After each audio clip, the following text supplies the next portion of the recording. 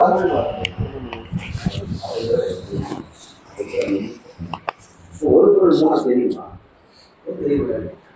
பேசி இருக்குது இல்லை. அப்போ கற்பனை பவர் இருக்கிற சிவாஜிக்கு 9 வேஷம் 10 வேஷம்லாம் போடுறாரு. கடவுளுக்கு 3 வேஷம் போட்டது கஷ்டம். அவர் 3 வேஷம் போடுறாரு.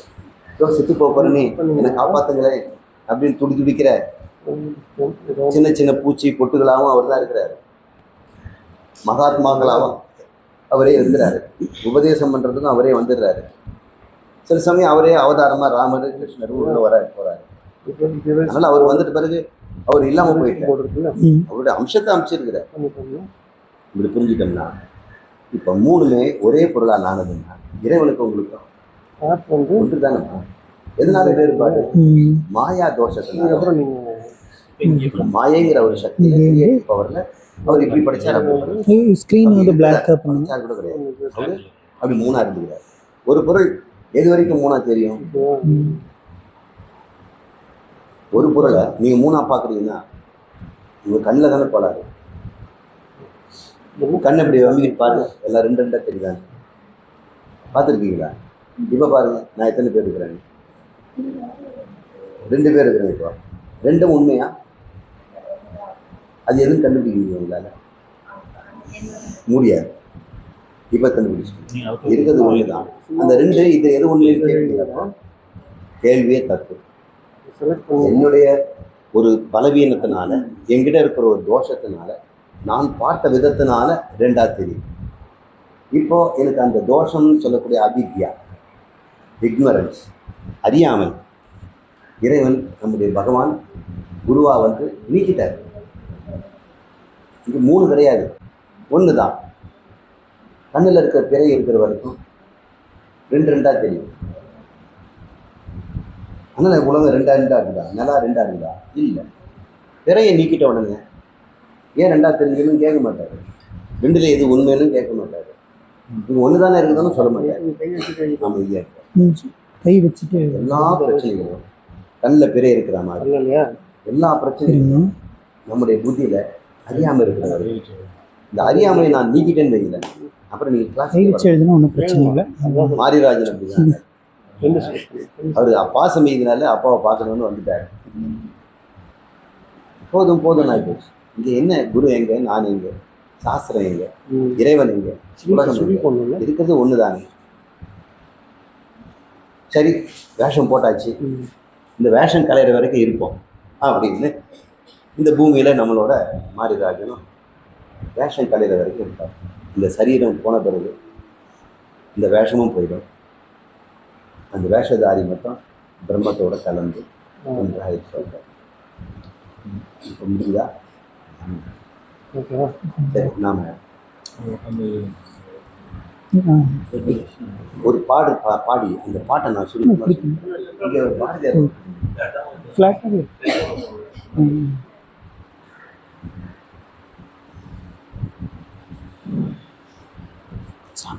பாரதியார்லாம் பிடிக்கல.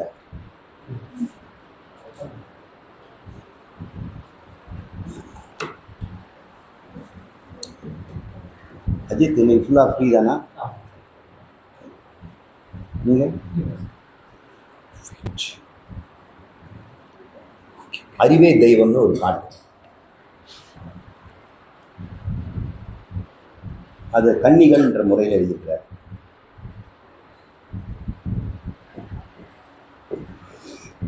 ஆயிரம் தெய்வங்கள் உண்டென்று தேடி அலையும் அறிவிலிகாள் அவர் சொல்றாரு.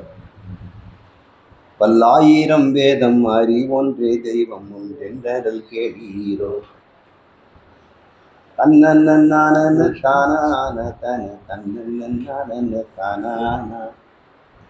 ஆயிரம் தெய்வங்கள் உண்டென்று கூறி அலையும் அறிவிலிகாள்.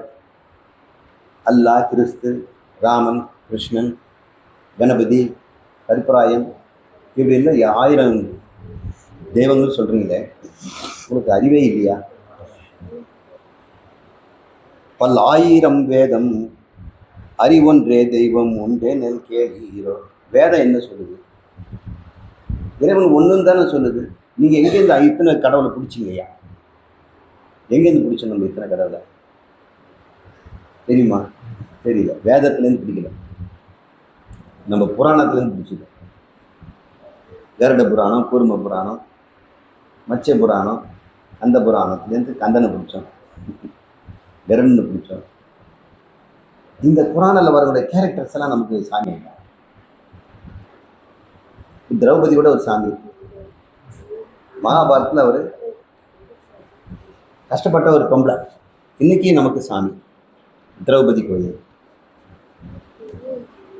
இப்படி புராணத்துலேருந்து எடுத்துக்கிட்டோம், இதிகாசத்துலேருந்து எடுத்துக்கிட்டோம், வேதத்துலேருந்து எடுத்து பார்த்தீங்கன்னா அறிவு ஒன்று தான் தெய்வம்னு சொல்லி, பல்லாயிரம் வேதம் அறிவொன்றே தெய்வம் என்று கூடியில் கேள்கிறோம் அப்படின்னு சொல்றாரு. அடுத்து என்ன தான் சொல்றாரு பார்ப்போம். மாடனை காடனை வேடனை போற்றி மயங்கும் மதியிலிகாள். மாடன் வேடன் அப்படின்னு சொல்லி 2 கை 2 காலு, 8 கை 8 கால் இருக்கிற காளி, 16 கைகள், 6 முகம், 12 கைகள் அப்படின்னு ஒரு லிஸ்ட்டு கொடுக்குறாரு. மாடனை காடனை வேடனை இதெல்லாம் நீங்கள் தெய்வம் தெய்வம்னு சொல்லிட்டு கண்டுபிடிக்காதீங்க. எதனூடும் நின்றொங்கு அறிவொன்றே தெய்வம் என்றோதி மறியீரோ. எல்லாம் அறிவுடையது தானே.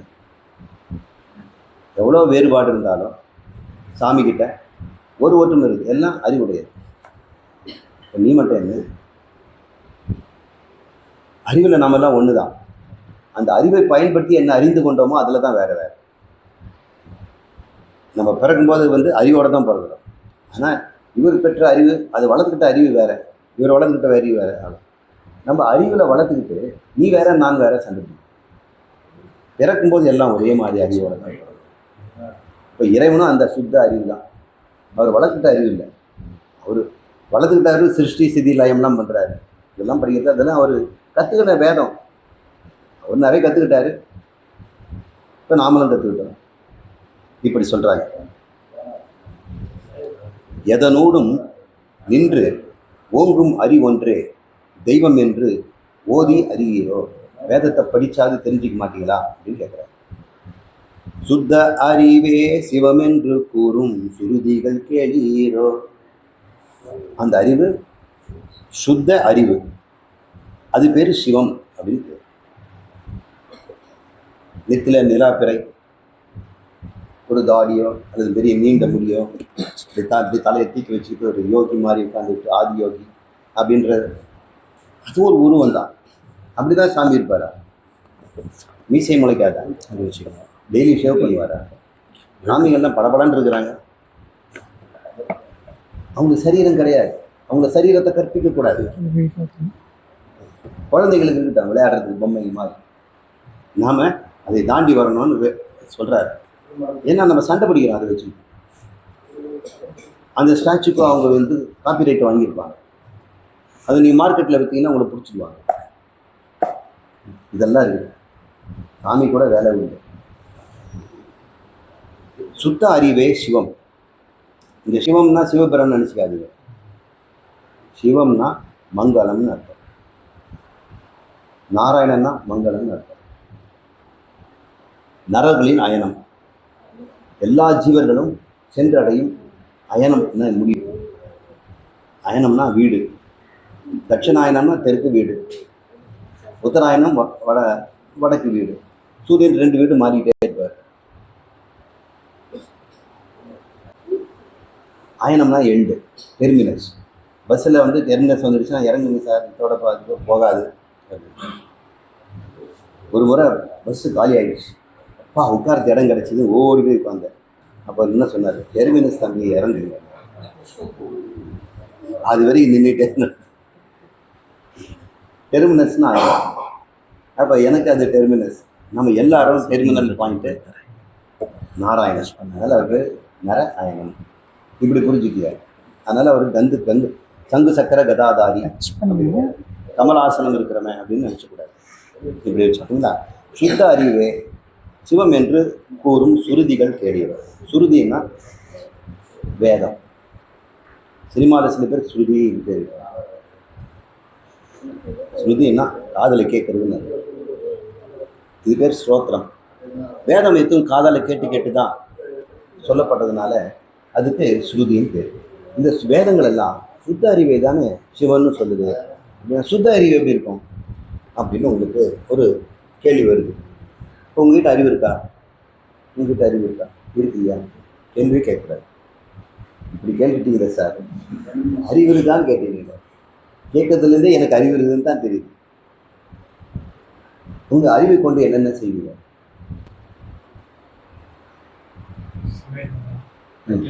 எல்லாம்னா பண்ணலாம் இல்லையா? அத்தனையும் நான் 3 விஷயத்துல போட்டேன். செய்யலாம், அறியலாம், உணரலாம். இதுதானே செய்கிறேன் எல்லாரும்.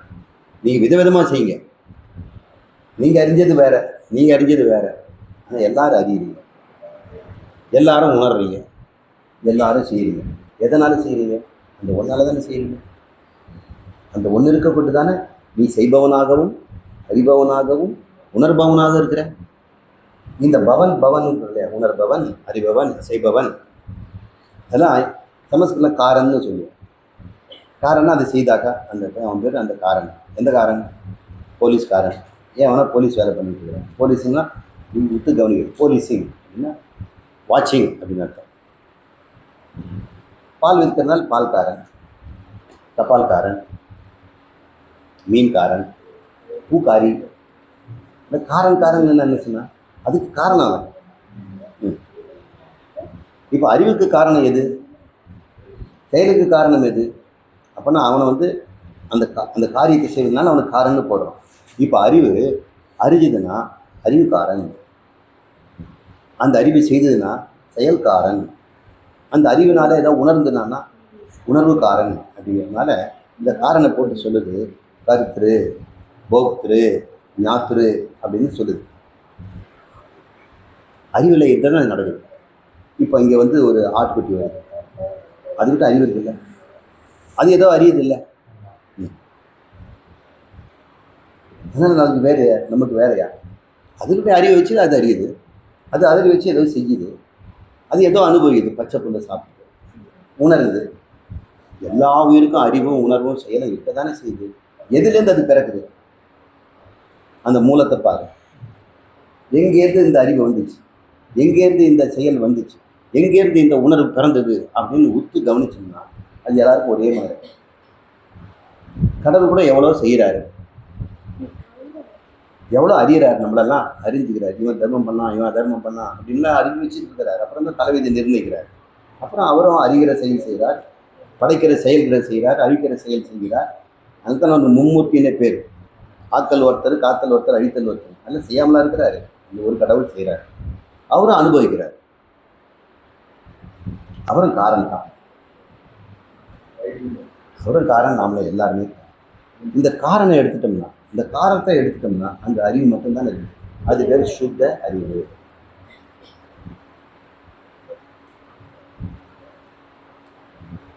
ஒரு 5 பொருளை சொல்றேன், நீங்க வரிசையா கேப் விட்டு சொல்றேன், அது நீங்க கவனிங்க. பிள்ளையார், யானை, கண்ணாடி, நுரைப்பீர்க்கு, கம்பி. ஒரு 5 பொருள் சொன்னேன். இந்த 5ஐயும் மனக்கண்ணில் பாருங்க. பார்க்க முடியுதா? கண்ணை முடிட்டு உங்களால் பார்க்க முடியுது. ஞாபகம் பாருங்க. பிள்ளையார் ஞாபகம் இல்லையா? நினைவுலேருந்து கொண்டு வாங்க. பிள்ளையார், கண்ணை முடிட்டு பாருங்க. பிள்ளையார், யானை, கண்ணாடி, நுரைப்பீர்க்கு, கம்பி. இப்போ கண்ணை மூடிட்டே பார்க்குறீங்க. அது எங்கே இருக்குது? எங்கேருந்து வந்துச்சது? உங்ககிட்ட எங்கேருந்து வந்தது இல்லை, உங்ககிட்ட இருந்து எங்கேருந்து வந்தது? அதுதான் ஆத்மா. அங்கேருந்து வருது. அது எங்கே போச்சு? அதெல்லாம் 5 அங்கே தான் போச்சு. அங்கேருந்து வரும், அங்கேருந்து போகும். சரி, பிள்ளையார்னு சொல்லிட்டேன், யானைன்னு சொன்னேன், நடுவில் ஒன்றுமே சொல்லலை. அப்போ என்ன வரணும்? நீங்கள் என்ன வரணும்? அது அமைதின்னு சொல்லுங்கள். உங்கள் அறிவு எப்படி இருக்குது? அடுத்தது என்ன சொல்ல வருவீங்க கவனிச்சுக்கோங்க. அப்போ அதான் ஏதாவது அறிவு இருந்ததா? பிள்ளையார் அறிவு இருந்ததா? யானை அறிவு இருந்ததா? அப்போ எப்படி இருந்தது? எப்படிப்பட்ட அறிவாக இருந்தது? யுத்த அறிவாக இருந்தால் விஷய அறிவாக இருந்ததா? மற்ற நேரத்தில் என்ன வருது? விஷய அறிவாயிடுது. இந்த விஷயத்தை அறிவித்தார். இப்போ நீங்கள் ஒன்றுமே சாப்பிடாம அமைதியாக இருக்கிறீங்க நாக்கில். அப்போ சுத்த உணர்வாக இருக்கிறீங்க. அப்போ நாக்கில் திறந்து கொஞ்சம் ஊறுகாய் வைக்கிறேன் சுடுறது. அப்போ ஊறுகாய் அறிவா உணர்வாயிடுச்சு. நீங்கள் தானே நீங்கள். அப்புறம் பாக்காய் கசந்து ஊற்றுறேன். அப்போ பாக்காயம் நீங்கள் மாறிடுவீங்கல்ல. இப்போ எங்கேருந்து அந்த உணர்வு வந்தது? பாவக்காயிலன்னு சொல்லாது, உங்ககிட்ட இருந்து அது வந்து. இப்போ ஒரே ஒரு சுத்த உணர்வு பல உணர்வுல உண்டாகுது. இந்த பொம்மையிலேருந்து இன்னொரு பொம்மை செய்ய முடியுமா? முடியாது இல்லையா? இப்போ களிமண்லேருந்து செய்ய முடியுது இல்லை? ஏன் களிமண்லேருந்து செய்ய முடியுது? அதுக்குன்னு ஒரு உருவம் இல்லை. ஒரு உருவம் கொடுத்துட்டோம்னா போச்சு. அதுக்கப்புறம் வேற உருவம் அதால் எடுக்க முடியாது. அப்போ எல்லா உருவங்களும் எடுக்கிறவருக்கு உருவம் இருக்குமா? அவருக்கு உருவம் கொடுத்துட்டோம்னா என்னாச்சு? அந்த உருவம் தப்பிக்கவே முடியாது. அவர் எப்படி பண்ணுவார்? எல்லா உருவங்களையும் உண்டாக்குறதுக்கு உருவம் இருக்கக்கூடாது. எல்லா ராகங்களையும் பாடுற குரலுக்கு ராகம் இருக்கக்கூடாது, குரல் இருக்கணும். எல்லா சப்தங்களையும் எழுதக்கூடிய ஒன்றுக்கு சப்தம் இருக்கக்கூடாது. உங்கள் மனசில் எல்லா எண்ணங்களும் வருது இல்லை, இதெல்லாம் சப்தம் தானே, கேட்டுட்டு தானே இருக்கிறீங்க. அந்த எண்ணங்களெல்லாம் சப்தம் எப்படி சொல்கிறீங்க? யாருமே கேட்க மாட்டேங்க. மைண்ட் வாய்ஸ் உங்களுக்கு கேட்குது இல்லை, அது சப்தம் தானே. என்ன லாங்குவேஜில் திங்க் பண்ணுறீங்க? உங்கள் லாங்குவேஜில், சொந்த லாங்குவேஜ், மொழி இல்லாமல் திங்க் பண்ண முடியுமா? முடியாது இல்லை. அந்த சப்தங்களை உண்டு பண்ணது யார்? சப்தமா மௌனமா? மௌனம் தானே உண்டு பண்ணும். உருவம் இல்லாதானே உருவத்தை உண்டாக்கும். மௌனம் தானே சப்தத்தை உண்டாக்கும். அப்போ நீங்கள் யார்? அறிவை உண்டாக்குறதுன்னா அது எப்படிப்பட்டது? எந்த அறிவு இல்லாமல் அது பல உணர்வுகளை உண்டு பண்ணுதுன்னா அதுக்கு எந்த உணர்வும் இருக்கக்கூடாது.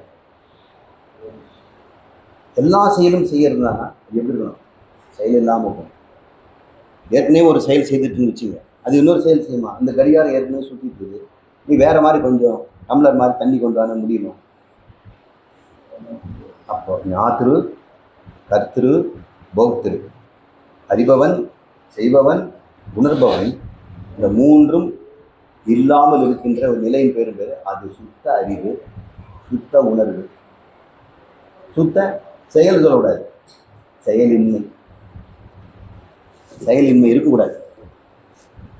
நீங்க இருக்கிறீங்களா? அப்படி இருந்திருக்கிறீங்களா? அறியாமல் இருந்திருக்கிறீங்களா? உணராமல் இருந்திருக்கிறீங்களா? செய்யாமல் இருந்திருக்கிறீங்களா? தினம் தினம் ராத்திரி தூங்கும்போது அப்படிதான் இருக்கிறீங்க. நீங்க ராத்திரி தூக்கத்தில் எப்படி இருக்கீங்க? சுத்த அறிவா இருக்கிறீங்க. முழிச்ச பிறகுதான் பலவிதமான அறிவுடையவன், பலவிதமான செயலுடையவன் அப்படின்னு நமக்கெல்லாம் வேறுபாடு வந்துடுச்சு. இவர் சொல்றாரு, அந்த சுத்த அறிவே, அந்த சுத்த உணர்வே இறைவன் என்று அறியுங்கள். அவனை நீங்க ஏன் இந்த வேஷம் போட்டு கெடுக்கிறீங்க? சுத்தமா இருந்துட்டீங்க. குழந்தை எப்படி இருக்கு? குழந்தையும் தெய்வமும் குணத்தால் ஒன்று, குற்றங்களை மறந்துவிடும் மனத்தால் ஒன்று. அப்போ நம்ம இறைவனாக்கிறதுக்கு ஒரே வழிங்க குழந்தையா இருக்கு. குணத்தால் ஒன்றார், அவர் நிர்குணம். அப்போ நாமளும் நிர்குணம். அப்புறம் குற்றங்களை மறந்து விடும். இந்த குற்றங்களை மறக்கவே மாட்டோம். அதுதான் நம்மளை தூங்க விட மாட்டோம். மற்றவங்க நமக்கு செய்த குற்றம், நாம மற்றவங்க செய்த குற்றம், இதை தவிர தூக்கத்துக்கு என்னங்க கெடுதி? காதல் வயத்துல தூங்க மாட்டோம். அங்க ஏதோ குடுக்கல் வாங்கல, குடுக்கலையே, இன்னும் கொடுத்ததை வாங்கலையே, இருக்குது இல்லை. குடுக்கல் வாங்கலன்னு தான் அந்த மனசு தூங்க. குடுக்கல் வாங்கல யாருக்காவது ஓய்வா இருக்கும். நான் தான் கொடுக்கல் வாங்கல் செய்கிறேன்ற இருமாப்பு வேண்டாம். எனக்கு அவமானன்ற இருமாப்பு வேண்டாம். கொடுக்கல் வாங்கல நமக்கு அடிபடுற இடம் தெரியுங்களா? அகந்தை. அகம்பாவம். அந்த அகம்பாவத்தை சரியான நோவு. அவன் தான் கஷ்டப்படுறான். அவனை ஏன் தூக்கி பிடிக்கிறீங்க? அடி வாங்கினா வாங்கட்டான். இந்த அவமானத்துக்கு பயந்து தானே இவ்வளோ கஷ்டம். நானும் வரட்டா நீங்கள் ஏன் அவ்வளோ மானம் கொடுக்குறீங்க? வரட்டா சாதாரணமாக இது மாதிரி சாமி மாதிரி இருந்துங்க. எப்படி சார் நான் தொழில் செய்கிறேன்? ஏன் தொழில் செய்யக்கூடாது? நான் கூட தான் தொழில் செய்கிறேன். படம்லாம் 10 வரைகிறேன், மினிட்ஸில் வந்து வகுப்பெல்லாம் எடுக்கிறேன், புக்கெல்லாம் எழுதுகிறேன், வரவு செலவு கணக்கெல்லாம் எழுதுகிறேன். சாமி நீ கொடுக்குற டொனேஷன் தான் நான் நோட் புக்கில் நோய் செலவாச்சுன்னு சொல்லி ஒப்படைக்கிறேன். எல்லாம் செய்ய முடியும். இங்கேயும் ஒரு மாதத்துக்கு எனக்கு வருமானம் 1 லட்சம் வருது. பாருங்க, வரும் வராமல் கூட போகும். ஒரு மாதம் 1 லட்சம் வரும், ஒரு மாதம் வெறும் 20 மட்டும் வரும். எல்லாம் நடந்துட்டு தானே இருக்குது. எதுக்கு டென்ஷன்? சுத்த அறிவாக இருக்கும். சுத்த அறிவு எங்கேயும் புதுசாக வந்துடலை. நீங்கள் எப்பவுமே சுத்த அறிவு தான். அதில் நீங்கள் ஏற்றி வைக்கிறது தான் தேவையில்லாத வேற்றுமைகள் எல்லாம் அப்படின்னு தெரியும். இதுதான் சொல்கிறாரு. சுத்த அறிவே சிவமென்று கூறும் சுருதிகள் கேளீரோ. அதுக்குன்னு அடையிறது, சிவன் அடைகிறது ரொம்ப கஷ்டமா? சும்மா இருந்தால் போதும். செய்யாமல் இரு, உணராமல் இரு, அறியாமல் இரு, சும்மா இரு சுகமாக. சும்மா இருப்பது சுகம். பித்த மதங்களிலே தடுமாறி பெருமையை அறிவீரோ. பித்த பிடித்த மதங்கள், வைத்தியம் பிடிச்சவங்க தான் மதத்தை உண்டாக்கியிருக்கிறாங்க. அதில் போய் தடுமாறி விழுவீர்களோ. பித்த மதங்களிலே தடுமாறி பெருமை அழிவீரோ அப்படின்னு பாடுறாரு. வேடம் பல்கோடி ஓர் உண்மை குலவென்று வேதம் புகழ்ந்திடுமே. வேதம் என்ன சொல்லுது? ஒரு அறிவுக்கு வேடங்கள் அதிகமாக. அது அறிவு இருக்கிறதுனால எக்கச்சக்கமான வேஷம் போடுது. தன்னையே வீடாக பண்ணிக்குது, தன்னையே ஒரு மனுஷனாக்கி அந்த வீட்டுக்குள்ளே வச்சுக்குது, தன்னையே ஒரு மனைவியாக்கி கல்யாணம் பண்ணிக்குது. நமக்கு அப்படி தெரிய மாட்டேங்குது. 3 வேற நினைக்கிறேன். அப்படி செய்யலாம்ல. சில பேர் நாடகத்தில் மோனோலாக் அப்படின்னு சொல்லுவாங்க. டயலாக்னா 2 பேர் வேணும். மோனோலாக் தனியாகவே பேசிக்குவாங்க, சாலிலோக்கி அப்படின்னு பேர். அதில் இப்படி நின்றுட்டு ஏதோ ஒரு படத்தை கூட எம்ஜிஆரோ யாரோ சிவாஜியோ நடிப்பாங்க. இந்த பக்கம் நின்று மாமியார் மாதிரி பேசுவான். அப்புறம் அந்த பக்கம் இப்போ அவனே நின்றுக்கிட்டு மருமக மாதிரி குனிஞ்சிட்டு பயப்படுற மாதிரி. அப்புறம் இந்த பக்கம் வருவான். நாகேஷ் அது மாதிரி பண்ணியிருக்கிறான். அம்மா மாதிரி, டேய் எப்படா நீ கல்யாணம் பண்ணிக்கிட்டு போகிற அப்படின்னு. மா நான் எதாவது பண்ண மாட்டேன்னு அந்த பக்கம் போய் நின்று பேசுவான். அப்படின்னா போய்க்கடா அம்மா அப்படி சொல்லிட்டு அதிகமாக. மோட்டார் சுந்தரம் இல்லையா, அந்த சர்வர் சுந்தரம் படத்தில் அவனே என்ன பேசிக்குவான். ஒரே ஆள் இத்தனை பண்ணலாம்ல. வேடம் பல்கோடி ஓர் உண்மை கூலவென்று. இந்த மண் என்ற ஒரு உண்மை பொருளுக்கு வேஷங்கள் கோடி என்று வேதம் புகன்றிடுமே. ஒரே சத்பொருளாகிய ஒரே பகவான் கடவுள் தானே பதி பசு பாசம் என்று 3ஆக தன்னுடைய சக்தியால், மாயா சக்தியால் அப்படி பெறுகிறார் என்று வேதம் சொல்லுதே. அங்கோர் வேடத்தை நீர் உண்மை என்று கொள்வீர் என்றால் வேதம் அறியாது. இந்த வேஷத்தை உண்மைன்னு எடுத்துக்கிட்டு அவனை கோச்சிக்கிறீங்க. போலீஸ்காரன் வேஷம் போட்டதுனால அவன் மேலே வெறுப்பு காட்டாதீங்க. நோயாளி வேஷம் போட்டதுனால தொத்திக்குமோன்னு பயந்து ஓடாதீங்க. அந்த வேஷத்தை நீங்கள் உண்மை நம்பாதீங்கிறார். இந்த கடவுள் தான் எத்தனை வேஷத்தில் இருக்கிறார், அது உண்மை நம்பிடாதீங்க சொல்கிறார். பாரதியார் சொல்கிறார், வேடம் பல்கோடி ஓர் உண்மை கூலவென்று வேதம் புகன்றிடுமே. அங்கோர் வேடத்தை நீர் உண்மை என்று கொள்வீர் என்றால் வேதம் அறியாது. வேதம் என்ன சொல்லி தெரியலப்பா. நாமம் பல்கோடி ஓர் உண்மை கூலவென்று நான்மறை கூறிடுமே. ஒரே பொருளுக்கு பல நாமங்கள். நாமங்கள்னா பெயர்கள். மறுபடியும் இந்த பொம்மைக்கு வாங்க. இங்கே ஒரே பொருள், நாமம் எத்தனை? இது வந்து பெண், பிள்ளையார், ஆண், இன்னும் நிறைய இருக்குது. இத்தனை இருக்குது. இங்கே ஒரு பொருள் தான் இருக்குது. நாமம் பல் கோடி ஓர் உண்மை கூல வென்று. ஒரு உண்மை பொருளுக்கு இத்தனை வச்சிருக்கிறீங்க, இது இத்தனை உண்மை பொருளாக இருக்குது. ஒரு உண்மை பொருள் தானே இருக்குது, ஒரே சுத்த அறிவு இருக்குது. அதில் எத்தனை நாமங்கள்? உங்களுக்கே எத்தனை நாமம் தெரியுங்களா? சிறுவனாக இருக்கும்போது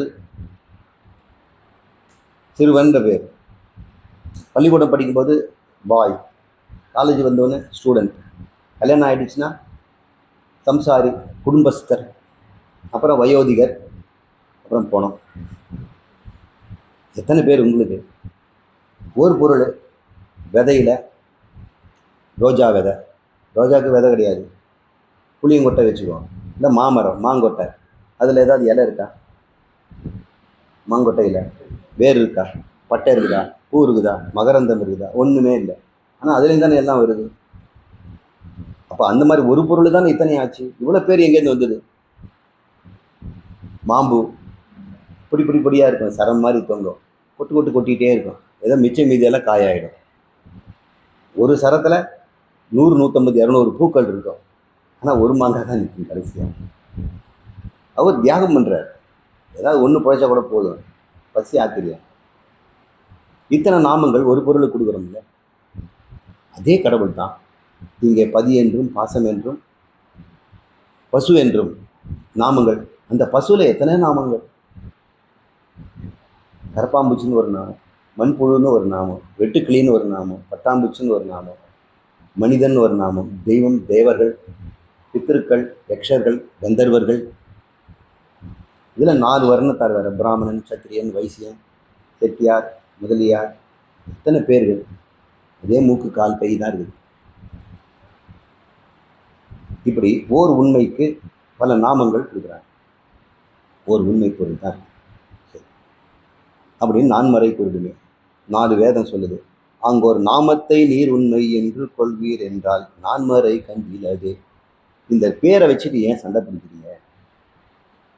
அந்த பேருக்குள்ளே இருக்க உண்மையை பாருங்க அப்படின்னு சொல்றாரு. போந்த நிலைகள் பலவும் பராசக்தி பூணும் நிலையாமே. இந்த பராசக்திங்கிறது தான் மாயா. அவளுக்கு தான் இந்த பேரெல்லாம். சக்தியுடைய சக்தனு கிடையாது. இந்த சக்தி அவனுடைய சக்தியை வச்சு சொல்கிறோம். இவர்கிட்ட 4-5 சக்தி இருக்குது. அஜித் அவர் நல்லா கணக்கு போடுறாரு, அப்புறம் சமைப்பார், துணியெல்லாம் துவைச்சி அயன் பண்ணுவார், எது ஒன்றா செய்வார். அதை வச்சு நம்ம பேர் கொடுத்துருவோம். அவர் ஒருத்தர் தான் ரொம்ப பெரிய ஜட்ஜு, ஒரு சயின்டிஸ்ட் கூட அப்படி இருந்தார். அவர் நாங்கள் ராஜா ராமண்ணா அப்படின்னு பெருமையாக கூப்பிடுவோம். சயின்டிஸ்ட்டு அவர் ஜவஹர்லால் நேருக்கு சயின்ஸ் அட்வைசராக இருந்தார். ரொம்ப காலம் பக்கத்துலேயே இருந்தார். விக்ரம் சாராபாய் எல்லாம் போன்றவங்க இருந்தாங்கல்ல, அந்த சமயத்தில் அவர் இருந்தார். விக்ரம் சாராபாயினுடைய ஸ்டூடெண்ட்டு தான் அப்துல் கலாம். அந்த மாதிரி இருந்த ராஜா ராமண்ணா. எங்களுக்கெல்லாம் சயின்டிஸ்ட்னு தெரியும். ஒரு சில பேருக்கு யாரை சொல்கிறீங்க? ராமண்ணாவா? அவர் நல்ல பாட்டு பாடுறவர் இல்லை அப்படின்னு. அவங்க தெருவில் அவர் பாட்டு பாடகர். அவங்க வீட்டில் போய் கேட்கும்போது, யாருக்கு எங்கள் அப்பாவை கூப்பிட்றீங்களா? நைனா அப்படின்னு கூப்பிட்றாரு. ஒரு ஆள் தான் எத்தனை காரியம் செய்கிறார் பாரு. அவர் சக்தியால் அவருக்கு பேரை மாற்றி மாற்றி வைக்கிறோம். ஒருத்தரே கச்சேரியில் பாடுவார், காலையிலேருந்து சாயங்காலம் வரைக்கும் ஜட்ஜாக கோர்ட்டில் இருப்பார், வீட்டில் பனியனோட சாம்பார் வைப்பார். சமையல்காரர், பாடகர், மாபெரும் ஜட்ஜ், நீதி அரசர், இதெல்லாம் ஒருத்தர் தான். அது ஒரு சக்தி தான். அவர் சக்தி ஒரு சமயத்தில் சமையல், ஒரு சமயத்தில் ஜட்ஜு. இந்த சக்தியினுடைய வேறுபாட்டை விட்டுடு, சக்தனை பிடிச்சிக்க. நீங்கள் எனக்கு சாம்பார் வச்ச அந்த வெங்கட்ராமையர் தான் வேணும் அப்படின்னு சண்டை பிடிக்காது. ஐயா நானைத்தான் நான் கோர்ட்டில் இருக்கிறதுனால நீங்கள் அவருக்கு தேடிட்டு இருக்கீங்களா? இல்லைங்க, அந்த சாம்பார் விற்கிறவர் தான் வேணும், அவர் சாம்பார் சூப்பராக அடியேன் தான் அப்படின்றார். எங்கே ஜட்ஜு காணுமே அப்படின்னு வீட்டில் போய் பார்த்தா பனியனோட ஒரு சமையல்கார் இருப்பார். உங்களை கேட்கல சார், நீங்கள் கரண்டி எல்லாம் வச்சுட்டு வாங்க, இங்கே ஒருத்தர் ஜட்ஜு இருப்பார், அவர் யாருங்க? அப்படியே நான் தாங்கிறார். அப்படி சொல்கிறாரு. போந்த நிலைகள், எடுத்துக்கொண்ட நிலைகள் பலவும் பராசக்தி பூணும் நிலை, அது அவகிட்ட இருக்கிற வேஷங்கள். உபசாந்த நிலையே தாந்த நிலை என்று சான்றோர் கண்டனர். இந்த செயலெல்லாம் ஒடுங்கிய பிறகு இந்த மாயா சக்தியினுடைய ஒடுங்கிடுச்சு. சிருஷ்டி ஸ்திதி லயம் இதெல்லாம் முடிஞ்சு போச்சு. இந்த வெங்கட்ராம ஐயரை பாடகராகவும் இல்லை, ஜட்ஜாவும் இல்லை, சமையல்காராகவும் இல்லை. இப்போ வாயை திறந்து தூங்கிட்டு இருக்கார் நைட்டில். அதுதான் உபசாந்தி. என்ன அடங்கி போச்சா? என்ன ஆட்டம் இந்த ஆள் கோர்ட்டில். சமையல் கட்டில் வந்துட்டாக்கா இது இல்லை அது இல்லைன்னு ஒரு சண்டை. உபசாந்தம். அவர் சொல்றாரு, போந்த நிலைகள் பலவும் பராசக்தி பூணு நிலையாமே உபசாந்த நிலையே தாந்த நிலை என்று சான்றவர் கண்டனரே. இப்ப சாந்தமா இருக்கிறார். அதுதான் அவருடைய உண்மையான நிலை. அவர் சக்தி முடிச்சுக்கிச்சுன்னா அன்னைக்கு பொழுதுக்கு அவர் 3 வேஷம் போடுவார். ஜட்ஜி, சமையல், பாடகர். பாட்டு பாடிக்கிட்டே சமையல் வேற பண்ணுவார். அவர் சொல்றாரு, கவலை துறந்திங்கு வாழ்வது வீடு என்று காட்டும் மறைகள் எல்லாம். டேய், மோட்சம் மோட்சம் மோட்சம் சொல்றீங்களே, வேதம் என்ன சொல்ல தெரியுமா? கவலை துறந்து இங்கு வாழ்வது மோட்சங்கிறார். அங்கு போறதில்லை. அழகு. கவலை துறந்து இங்கு வாழ்வது வீடு மோட்சம் என்று காட்டும் மறைகள் எல்லாம். வேதம் அதையும் சொல்லுது. மோட்சம் மோட்சம்னு சொல்லிட்டு வைகுந்தம் போகுதோ கைலாயம் போகிறது இல்லை. இங்கேயே ஆத்ம வித்தியாலயத்தை ஒழுங்கா ஆத்மா நானுன்னு கண்டுபிடிச்சு, நான் ஆனந்த ஸ்வரூபம், அழியாதவன், மாறாதவன். இங்கே 2 இல்லை. உடம்பு நான் கூட 2 இல்லை. உலகம் நானுன்னு 2 இல்லை. நான் இறைவன் 2 இல்லை. இங்கே இருப்பது நானே. நாமங்கள் தான். எனக்கு உடம்புன்னு பேர், எனக்கே உலகம்னு பேர், எனக்கே இறைவன்னு பேர் அப்படின்னு ஒருத்தன் இருந்தான்னா அவனுக்கு எவ்வளோ சாந்தம் இருக்கும். அவன் எது குறித்து பொறாமப்படுவான், எது குறித்து ஓடுவான், எது குறித்து அழுவான், எது குறித்து சண்டை போடுவான்? அவங்ககிட்ட ஒன்றே ஒன்று தான் வரும். அந்த சாந்த நிலை, அமைதி நிலை தான் அவங்ககிட்ட இருக்கு. மௌனம் தான் இருக்கு. மாயாசக்தி சிருஷ்டியெல்லாம் பண்ணிடும். தன்னுடைய மைண்டு எல்லா வேலையும் பண்ணிடும். அந்த மைண்டு பின்னாடி இருக்கான் பற்றியா ஆத்மா, அவன் அமைதியாக இருக்கும். Hey mind, mind your business, mind yourself, don't mind me, I am the boss அப்படின்னு ஆத்மா மைண்டை சொல்லும். Mind your own business, I am not going to involve any further. வேலையை நீ பார்த்துக்க. இவங்க தான் தொழில் கற்றுக் கொடுத்துருக்குறாங்கல்ல, பேச கற்றுக் கொடுத்துருக்காங்கல்ல, சாப்பிட கற்றுக்கல, சாப்பிட்றது பேசுறது எல்லாத்தையும் நீ பண்ணிக்க. ஆத்மா, நான் உபசாந்தியில் இருக்கிறேன். இப்போ நீ வேறு நான் வேறா? நான் தான் உண்மை, என்னுடைய தோற்றம் நீ. நீ இஷ்டம் போல தோன்றுங்க. ஆனால் அது குறித்து நான் கவலையும் படமாட்டேன், வருத்தமும் படமாட்டேன், பெருமையும் படமாட்டேன். நீ 1 கோடி ரூபாய் உன்னுடைய அறிவை வச்சு சம்பாதிச்சுட்டு வந்துட்டாக்கா ஆஹா அப்படின்னு ஆத்மா சந்தோஷப்படாது. ஓட்டாண்டி ஆகி 0 வந்தால் கூட அமைதியாக இருக்கும். இதெல்லாம் வேஷங்கள்னு அப்படி சொல்கிறாரு. கவலை துறந்து வாழ்வது வீடு, எங்கு வாழ்வது வீடு என்று காற்றும் அதான் சொல்லுது. இந்த இடத்துல ஜீவன் முக்தி தான் நான் கொடுப்பேன். இறந்த பிறகு முக்தி கிடையாது. வாழும் பொழுது we are liberated. Liberation from what? From all worries. கவலை இல்லாத வாழ்க்கை. கவலை இல்லாதவனுக்கு என்ன கிடைக்கும்? பேரானந்தம் கிடைக்கும். மற்றவனுக்கு என்ன கிடைக்கும்? கவலைக்கு நடுவில் கொஞ்சம் ஆனந்தம் கிடைக்கும். மூச்சு விடுற அளவு கொஞ்சம் ஆனந்தம். அது சின்ன ஆனந்தம், சின்ன இன்பம். இடைவிராத தடையில்லாத இரவும் பகலும் எப்பொழுதும் நிற்கின்ற ஆனந்தத்துக்கு பேரானந்தம் பேர். அது என்ன ரொம்ப பெருசாக இருக்கும். அந்த தடையில்லாத ஆனந்தம். உங்களுக்கு தடையில்லாத ஆனந்தம் தானே வேணும். ஆனந்தம் கிடைக்குது எப்பவோ, ஆனால் நடுவில் வருது பாருங்க இந்த இடைவெளி, அதுதான் தாங்க முடியல. அந்த ஒரு சின்ன ஆனந்தத்துக்கு இவ்வளோ கஷ்டம். கல்யாணம் காட்சி முடிக்கணும்னு சொன்னால் அதுக்கு முன்னாடி படுற பாடு இருக்குதே. மண்டபம் பார்க்கறது, காசு எடுக்கிறது, சேர்க்க வைக்கிறது, எங்கே கிடைக்குமா அங்கே கிடைக்குமா, போதும் போதும்னு ஆகிடும். அந்த இன்பம் எவ்வளோ நேரம் நிற்கிது? கடங்காரம் வந்து கேட்கும்போதும், தன் சொந்த பந்தங்கள் நமக்கு கொடுக்குற தொந்தரவு வரும்போது வரும். தடையில்லாத ஆனந்தம் பேர் தான் பேரானந்தம். அதுதான் வீடு பேர், முக்தி. ஒருத்தன் ஆனந்தமாக இல்லைன்னு வைங்க, அவன் வேதாந்தி இல்லை. ஒருத்தன் அமைதியாக இல்லைன்னு வைங்க, அவன் வேதாந்தி இல்லை.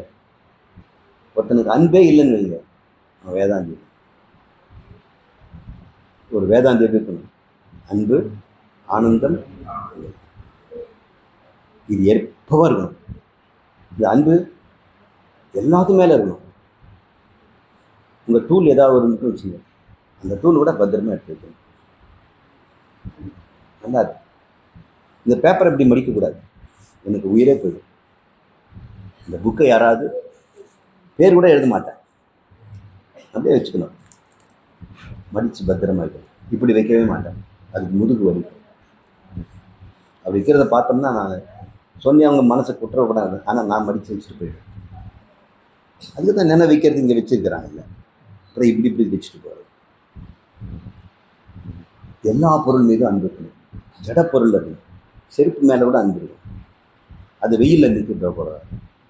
நம்ம ஓட்டுற வண்டி கூட நிழலில் இருக்குதான் பாரு. அந்த மரம் கூட வெயிலில் நிற்குது, அது கஷ்டமாக தான் இருக்குது. என்ன பண்ணுறது? நான் என்ன பண்ணுவேன், வாடிய பயிரை கண்டுபோது வாடினார் அப்படின்னு சொல்கிறேன், அழுதாரு. அந்த மாதிரி ஒரு உள்ளம் வேணும். அது எப்போ வருங்க? யாருக்கு வரும்? தனக்குன்னு ஒரு பைசா இல்லாதவங்க தானுங்க வரும். 10 ரூபாய் கையில் இருந்தால் என்ன ஆட்டம் இருக்கும்? 8 இருந்தாக்கா 8 ஊருக்கு பேசும். 8 இருந்தாலும் அவ்வளோ கதையாக இருக்குது. ஒரு பைசா இல்லைன்னா எப்படி இருக்கும்?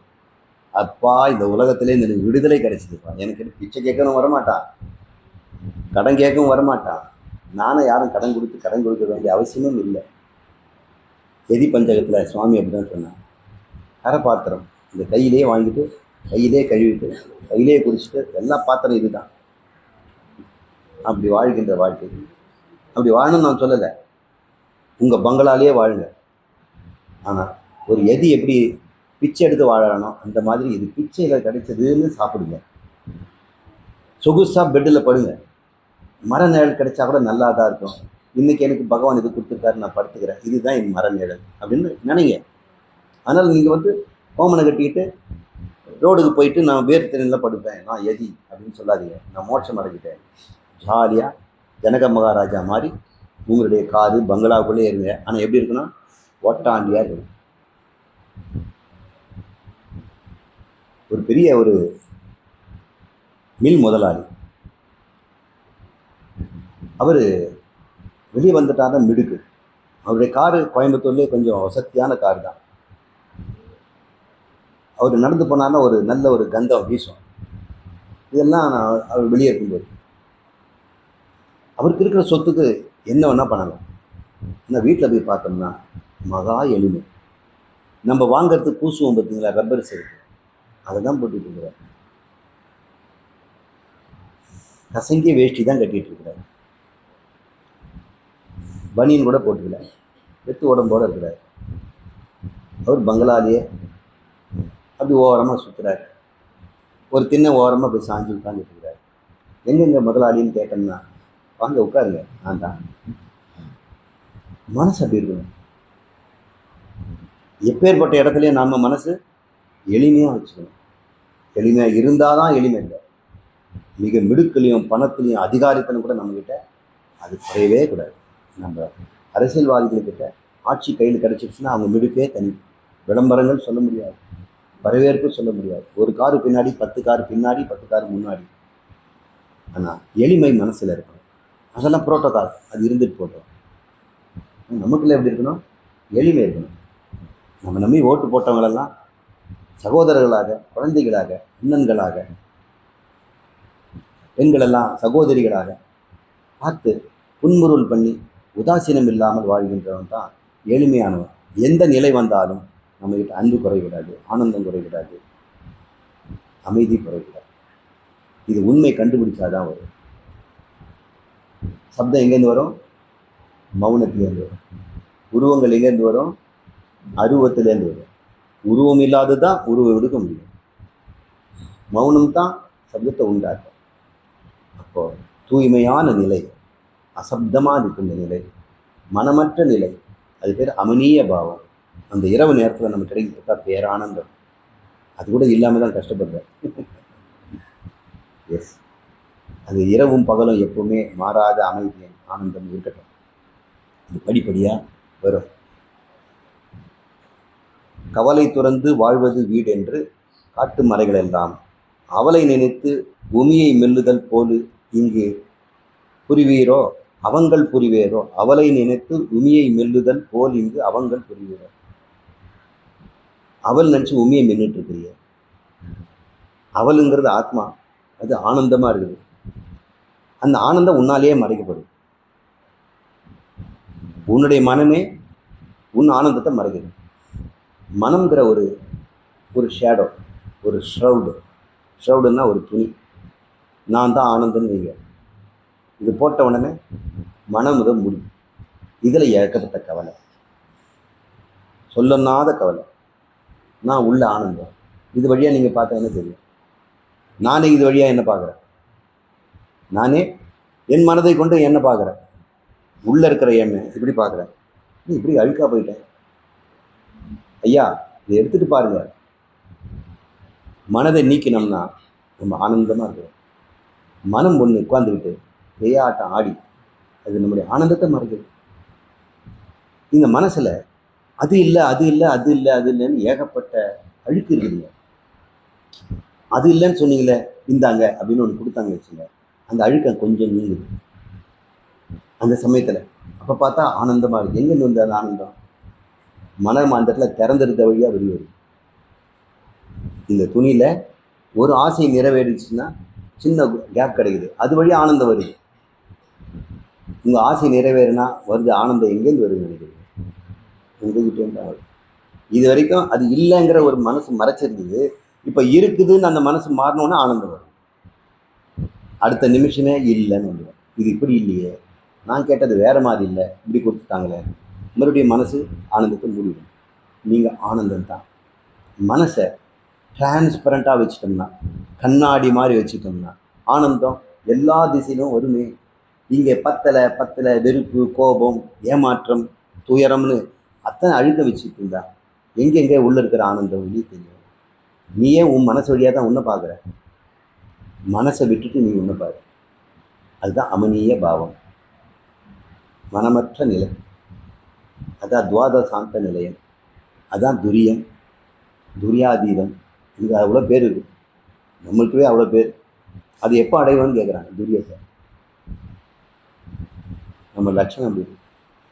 நீ தாண்டா துரியம், நீ தான் இந்த துரியம், நீ தான் அந்த அமனியம். இந்த மனசு உடம்புங்கிறத கழட்டி போடு. அது எப்படியே சாமி போட முடியும்? அது நான் இல்லைன்னு விடு, அதை நானும் பிடிச்சிக்காத, அபிமானத்தை விடு அப்படின்னு சொல்றாரு. இதுன்னா தான் அவளை நினைத்து உமியை மெல்லுதல். ஆத்மாவை நினைச்சிட்டு இந்த மனசை மென்னுட்டு இருக்கிறோம். ஆத்மாவை ஆனந்தம் வாங்கிறதுக்கு, என்கிட்ட இந்த ஆனந்தம் வாங்கிறதுக்கு தரகர்கிட்ட போயிட்டு கொஞ்சம் ஆனந்தம் எடுத்து கொடுங்க சார் உள்ளே இருந்துன்னு கேட்குறேன். அவனை சொன்னால் உங்களுக்கு ஆனந்தம் நான் தரேங்க, உங்கள் கைராசிப்படி இது வந்துடும் அப்படின்னு சொன்னோன்னா ஆனந்தம் வந்துடுச்சு. இது என்ன உண்மை மேல் தானே? நீ தானே அவள்.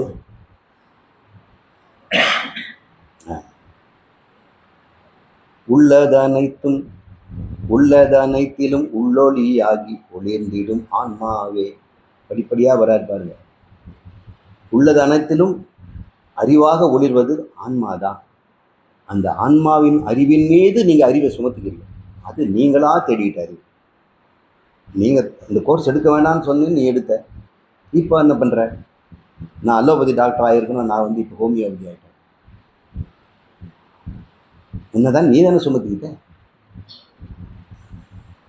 வீட்டில் ஒழுங்காக படிச்சிருந்தீங்கன்னா அவனுக்கு கிடச்சிருக்கேன். இப்படி பார்த்தோம்னா நாம ஏற்றி கொண்ட தாங்க நம்ம அறிவின் மீது, நம்ம சுத்த அறிவுங்க, அது ஆனந்த சுரூபமாக இருக்குது. தயவுசெய்து நான் இப்படி பட்டவங்கிற எண்ணத்தை மட்டும் தூக்கி போடுங்க. உள்ளது அனைத்தும் உள்ளொளி ஆகி, எல்லாத்துக்குள்ளேயும் ஒரு ஜோதி இருக்குது. அந்த ஜோதியை நீங்கள் பார்க்கணும். இங்கே இருக்க பொருளெல்லாம் பார்க்குறதுக்கு ஒரு ஜோதி தேவைப்படுது, டியூப்லைட். இல்லைன்னா இங்கே எல்லாம் நீங்கள் பார்க்க முடியாது.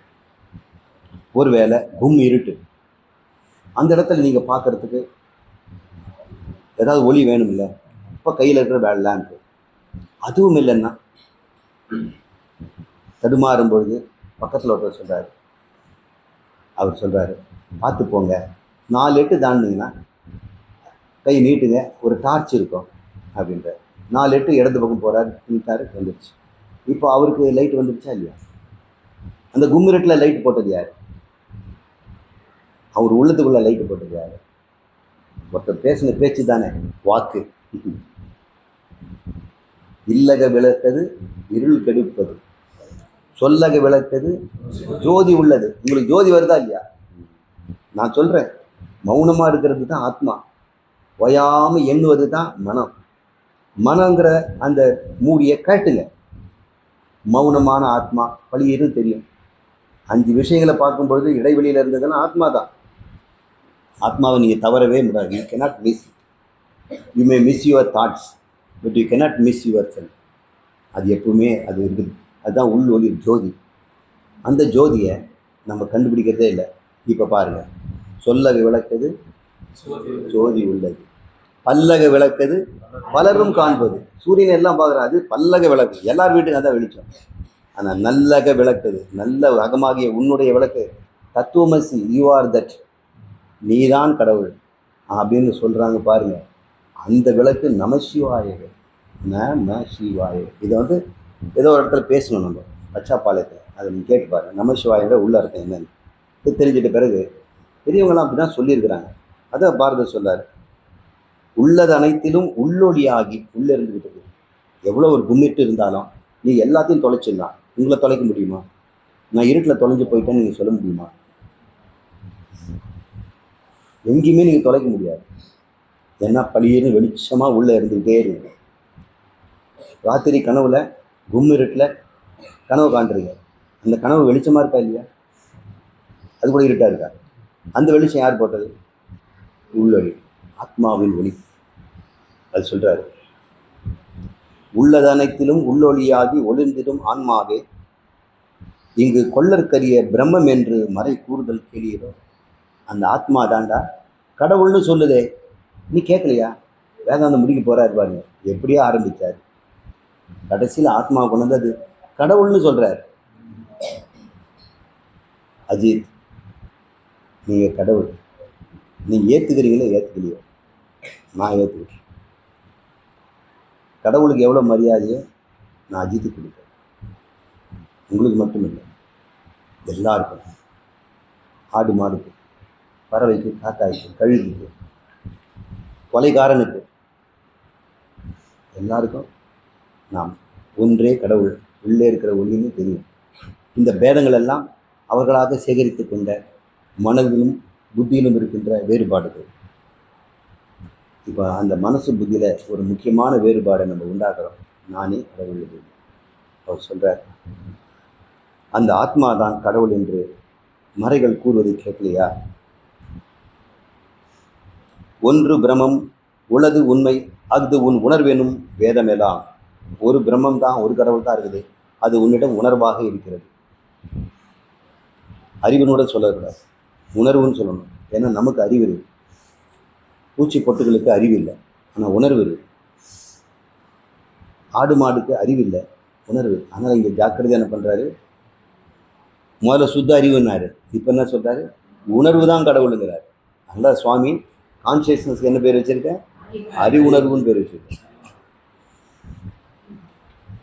உணர்வு தான் கடவுள், உணர்வு தான் நீக்கமறது.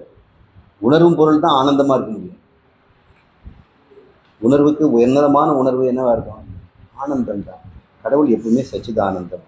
ஒன்று பிரம்மம் உளது உண்மை அஃது உன் உணர்வு, அஃது உன் உணர்வு என்று வேதமெல்லாம் என்றும் ஒன்று பிரம்மம் உளது உண்மை அஃது உன் உணர்வு என்று கொள்வாயே. முடிச்சிட்டார். உன்னிடம் உணர்வு இருக்குது இல்லை, தடையில்லாத உணர்வு. குறை, குற்றம், ஏமாற்றம் இதெல்லாம் இல்லாத ஒரு உணர்வு இருந்தது தான் எப்படி இருக்கும்? நீங்கள் உணர்வுடையவங்க, உங்ககிட்டேருந்து கவலை எடுத்துட்டேன், உங்ககிட்டேருந்து பயத்தை எடுத்துட்டேன், உங்ககிட்டேருந்து பொறாமை எடுத்துட்டேன், எல்லாத்தையும் எடுத்த பிறகு உணர்வு இருக்கும் இல்லை? அந்த உணர்வு எப்படி இருக்கும்? நீயே சொல்லிட்டியா? அதுதான் பிரம்மங்கிறாங்க. பிரம்மமாகிறது ரொம்ப சுலபம். ஆனந்தமா இருங்க. ஏழ்மையிலும் ஆனந்தம், முதுமையிலும் ஆனந்தம். நந்தலாலா தீயில் விரலை வைத்தால் உன்னை தீண்டும் இன்பம் தோன்றுகிறாடா. எல்லா நிலையிலும் உனக்கு இன்பம் வரும். அதை படிப்படியாக நம்ம தான் பெறுவோம். பாரதியார் பாட்டி இன்னைக்கு பேசி முடிச்சிட்டோம். சரி, மணி 3 ஆச்சு. சுரேஷ் வந்து உங்களுக்கு சமஸ்கிருதம் ஏதோ சொல்லித் தருவார். எழுத்துக்கள்னா நீ என்ன பண்ணுற? பிரம்மம்னு சொல்லி கொடுத்துட்டேன், நீ மறுபடியும் ஒன்று மனுஷன் ஆக்கிட்டேன். போய் இதை பட்டையாக்கி இந்த சாமி மரத்தை. உனக்கு என்னடா சந்தேகம் இருக்குது? எல்லாம் தெரியுமா? இப்போ தெரியாதது ஒன்று கேளு, எனக்கு தெரிஞ்சது சொல்கிறேன்.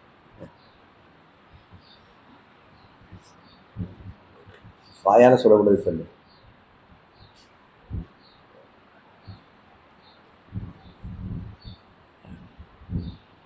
கோழி முட்டை ரவுண்டாக இருக்குதா, நீளமாக இருக்குதா?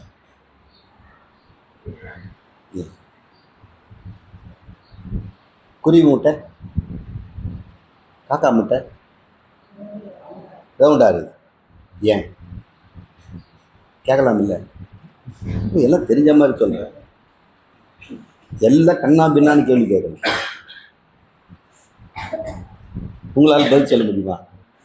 காக்கா முட்டை ரவுண்டாக இருக்குது, கோழி முட்டை நீளமாக கூமாச்சியாக இருக்குது. ஏன்?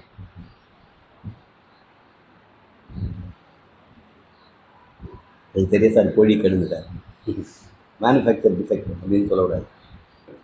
கோழி கூரையில் கூடு கட்டி பத்திரமான மெத்தையில் முட்டையிடுது. தரையில் தான் முட்டையிடுது. தரையில் முட்டையிட்டால் உருண்டையாக இருந்து வச்சுங்க, எங்கே போகுது? இப்படி இருந்ததுன்னா சுற்றி விட்டோம்னா என்ன ஆகும்? அங்கேயும் சுத்தம். அவர் பத்திரமா கோழி இது காக்கா அவர் கூடு கட்டி உள்ளே வச்சிருக்காரு, அவருக்கு அந்த கவலை இல்லை. வேணா ரவுண்ட் ரவுண்டாக பார்த்தீங்கன்னா கூடு கட்டி வாழ்வதற்கெல்லாம் அவங்க உருளையாக இருக்கும். Simple question. மேனுஃபேக்சர் எப்படி இருக்குது? இன்ஜினியரிங். நம்ம இன்ஜினியரிங் அப்படி செய்யும்போது இங்கே இருந்தால் நேச்சுரல்லேருந்து கற்றுக்கணும். இப்போ கேட்குறியா கேள்வி? கேளு. என்னது என்ன கேட்குறாரு?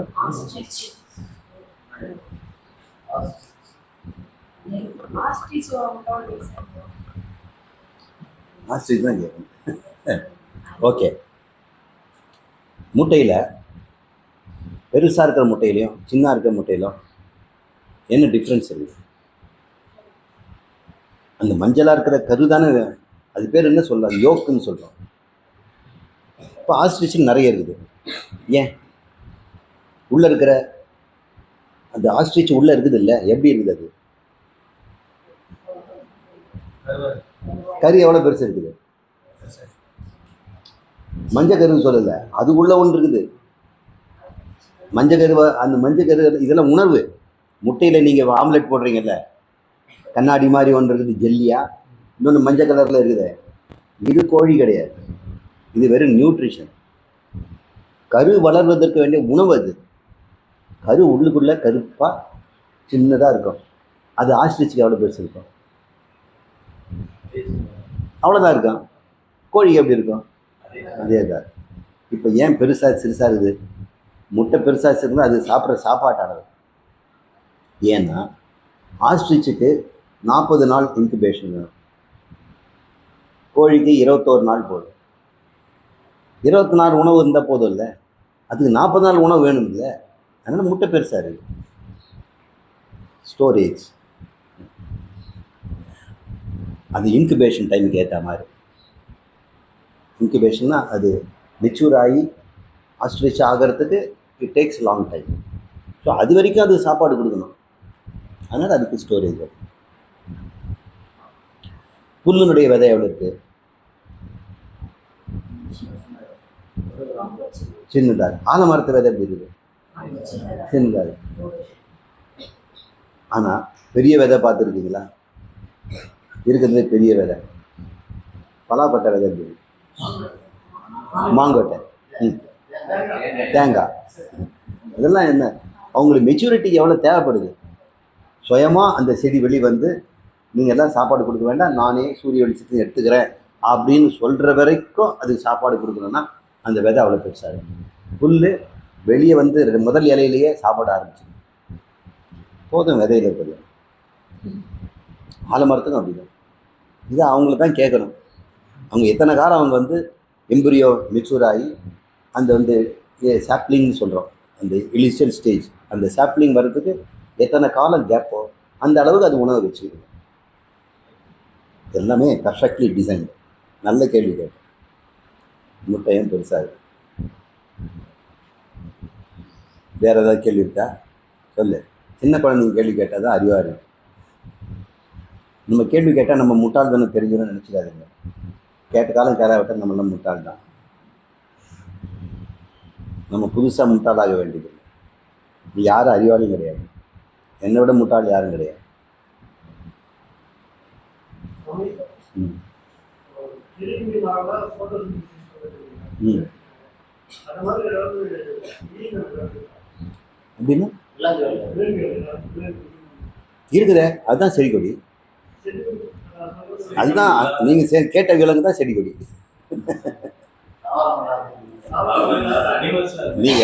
நீங்கள் ஏதாவது ஒன்று இப்படி பண்ணிச்சுன்னா நீங்கள் செடி கொடின்னு இருக்கீங்க. ஒரு வேளை ஒரு மான் அது மாதிரி பண்ணிடுச்சுன்னா நீங்கள் என்ன சொல்லுவீங்க? மானுன்னு நான் சொல்லுவீங்க, செடி கொடின்றீங்க. என்னங்க இது? நம்ம புத்தி அப்படிதான். இவர் என்ன சொல்றாரு? மிருகமாகவும் இருக்கணும், செடி கொடியாகவும் இருக்கணும். இப்போ செடி கொடிக்கு என்னங்க கோட்டை இருக்கணும்? நீங்கள் எப்போ செடியும்பீங்க? ஒரே இடத்துல இருக்கணும், அதுக்கு வேர் வேணும். ம் இலையெல்லாம் வரணும். அப்போ ஒரு மிருகம் அப்படி ஆயிடுச்சுனாக்கா நீங்கள் மிருகம்னு சொல்லுவீங்களா? வேர் விடுவது. ஆமாம், அதனால தான் சொல்கிறேன், நீங்கள் தேடுற மிருகம் அதுதான். நான் கேட்குறேன், ஒருவேளை நடமாடிக்கிட்டே இருக்கணும். அப்போது குளத்தில் போய் ஒரு ட்ராப் தண்ணி எடுத்து மைக்ரோசோல் வச்சு பாருங்கள், நீங்கிற மாதிரி 4 பக்கம் ஓடுற செடியை பார்க்கலாம். அது பேர் நாஸ்டாக்குங்கிறோம், அப்புறம் ஆசிலட்டோரியாங்கிறோம், குளோரெல்லாங்கிறோம், கிளாமிடோமோனாஸுங்கிறோம், இப்படியெல்லாம் சொல்கிறோம். இதுங்கெல்லாம் அனிமலா அல்லது பிளான்ட்டான்னு சொல்ல முடியாது. அனிமல் மாதிரியே தான் நடந்துக்கும். சரி, ரெண்டுமே இல்லாத இருக்குது. அனிமலாகவும் இல்லை, பிளான்ட்டாகவும் இல்லாமல் காளான் எல்லாமே இருக்குது. நீ இதை இதுவாக மாற்றணும், அது இதுவாக மாற்றணும்னு நினைக்க வேண்டாம். அப்படி மாறி தான் அப்படி இருக்குது. வாழ்க்கை போர் அடிச்சு போய் ஓடி ஓடி ஓடி ஓடி உட்கலந்த ஜோதி என்று ஒரு இடத்துல நின்றுடுச்சு, அது செடியாகிடுச்சு. கடல்ல எல்லாம் அது மாதிரி இருக்குது. நீங்கள் கேட்குற எல்லா கேள்விக்கும் இறைவன் முதல்ல பதில் சொல்லி வச்சிருக்கிறார். நம்ம வேற பேர் வச்சுட்டோம். அப்புறம் வச்சுட்டு ஏன் இதுக்கு இந்த பேர் வைக்கல, மறுபடியும் இதுக்கு இந்த மாதிரி பேர் ஆக்கிறதுக்கு இது மாற்றுங்க, நான் ஏற்கனவே மாற்றி தான் வச்சிருக்கிறேன் அப்படின்னு சொல்கிறார்.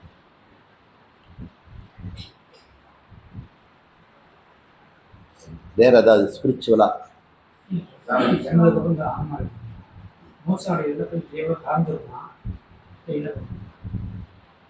யாரை கேட்குறீங்க?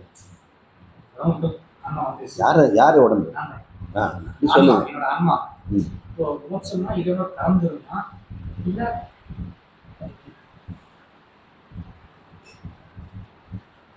இது தேவதத்தன். யார் பேரை நம்ம வேண்டாம், கண்ணன் சொல்லி நான் உடச்சிடுவோம் மாதிரி. இது தேவதத்தன். இது அம்மா அப்பா கொடுத்து சாம்பார் இட்லியில் வளர்ந்தது. இதுக்குள்ள தேவதத்தனை மனம் இருக்கு. உடம்பு வேற, மனசு வேற. இறந்த பிறகு இந்த மனசு வெளியே போகுது, ஆன்மா போக. இந்த மனசும் உடம்பும் உள்ள ஒரு ஸ்பேஸ் இருக்கா, அது ஆன்மா. அது சுத்த ஞானம், அறிவு. இது உடம்புக்குள்ளே இருக்குது, வெளியும் அதானே இருக்கு. குடத்துக்குள்ளே இருந்ததுன்னா அதை நம்ம ஆன்மாங்கிறோம், வெளியே இருந்ததுன்னா அதை பிரம்மங்கிறோம். அவ்வளோதான். அப்போ ஏன் பிரம்மம் ஆத்மாவாச்சு? அது எப்பவுமே அப்படியே தான் இருக்குது. குடத்தினால இது உள்ளே இருக்கிற மாதிரியும் வெளியே இருக்கிற மாதிரியும் இருக்குது. உள்ளும் வெளியே இருக்கிறது ஆத்மா தான். அது எங்கே போகும்? எங்கும் இருக்கிற ஆத்மா எங்கே போகும்? அதனால் ஆத்மா எங்கேயும் போகாது. உடம்பு விட்டு யார் போனதுன்னு கேட்டால் தேவதத்தன் போனான். தேவதத்தன் ஆத்மா போகாது. ஆத்மா எங்கும் இருக்கிறதுனால இவனுடைய மனம் உள்ளே போகுது, வெளியே போகுது. மனசுக்கு ஆத்மா இருக்குமா இப்போ? ஏன் இல்லை? இதான் எங்கே இருக்குது ஆத்மா வச்ச இதுக்குள்ளே எல்லாம் போயிடுமா? அதனால் ஆத்மா இதுக்கு எப்பவுமே இல்லாமல் போகாது. அப்போ இதில் தேவதத்தன் இல்லையே, இதில் ஆத்மா இருக்குமா? இருக்கும். பணத்துலேயும் ஆத்மா இருக்கு. இதுதான் வேதாந்தத்தில் இருக்கிற திடுக்கிற விஷயம். செத்த பணமும் ஆத்மா இருக்குதுன்னு தான் சொல்லுவாங்க. இருக்கிறதுனால தான் இவனுடைய கண் எடுத்து இன்னொருத்தருக்கு வைக்கிறாங்க, இதனுடைய கிட்னி எடுத்து இன்னொருத்தருக்கு வைக்கிறாங்க. செத்த பிறகு இல்லாமலாம் இருக்குது. ஆத்மா எங்கும் இருக்கிறதுனால செத்த உடம்புலையும் கிட்னிலையும் இருக்கிறதுனால தான் இன்னொருத்தர் அது பயன்படுது.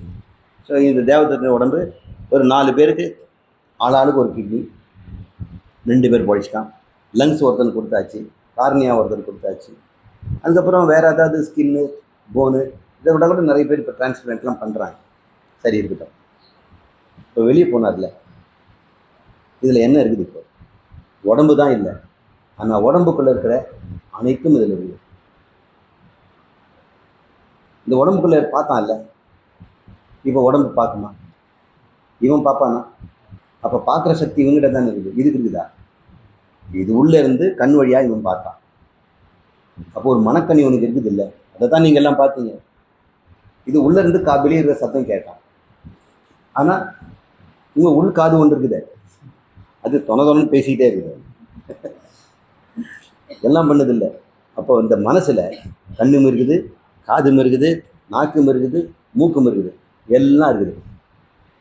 ஒரு மனுஷ உடம்பு மறுபடியும் அந்த உடம்பு ஃபுல்லாக நிறைஞ்சி மறுபடியும் பார்க்க ஆரம்பிச்சிட்டான், கேட்க ஆரம்பிச்சிட்டான், நான் சுவைக்க ஆரம்பிச்சிட்டான், வாசனையெல்லாம் பண்ணான்.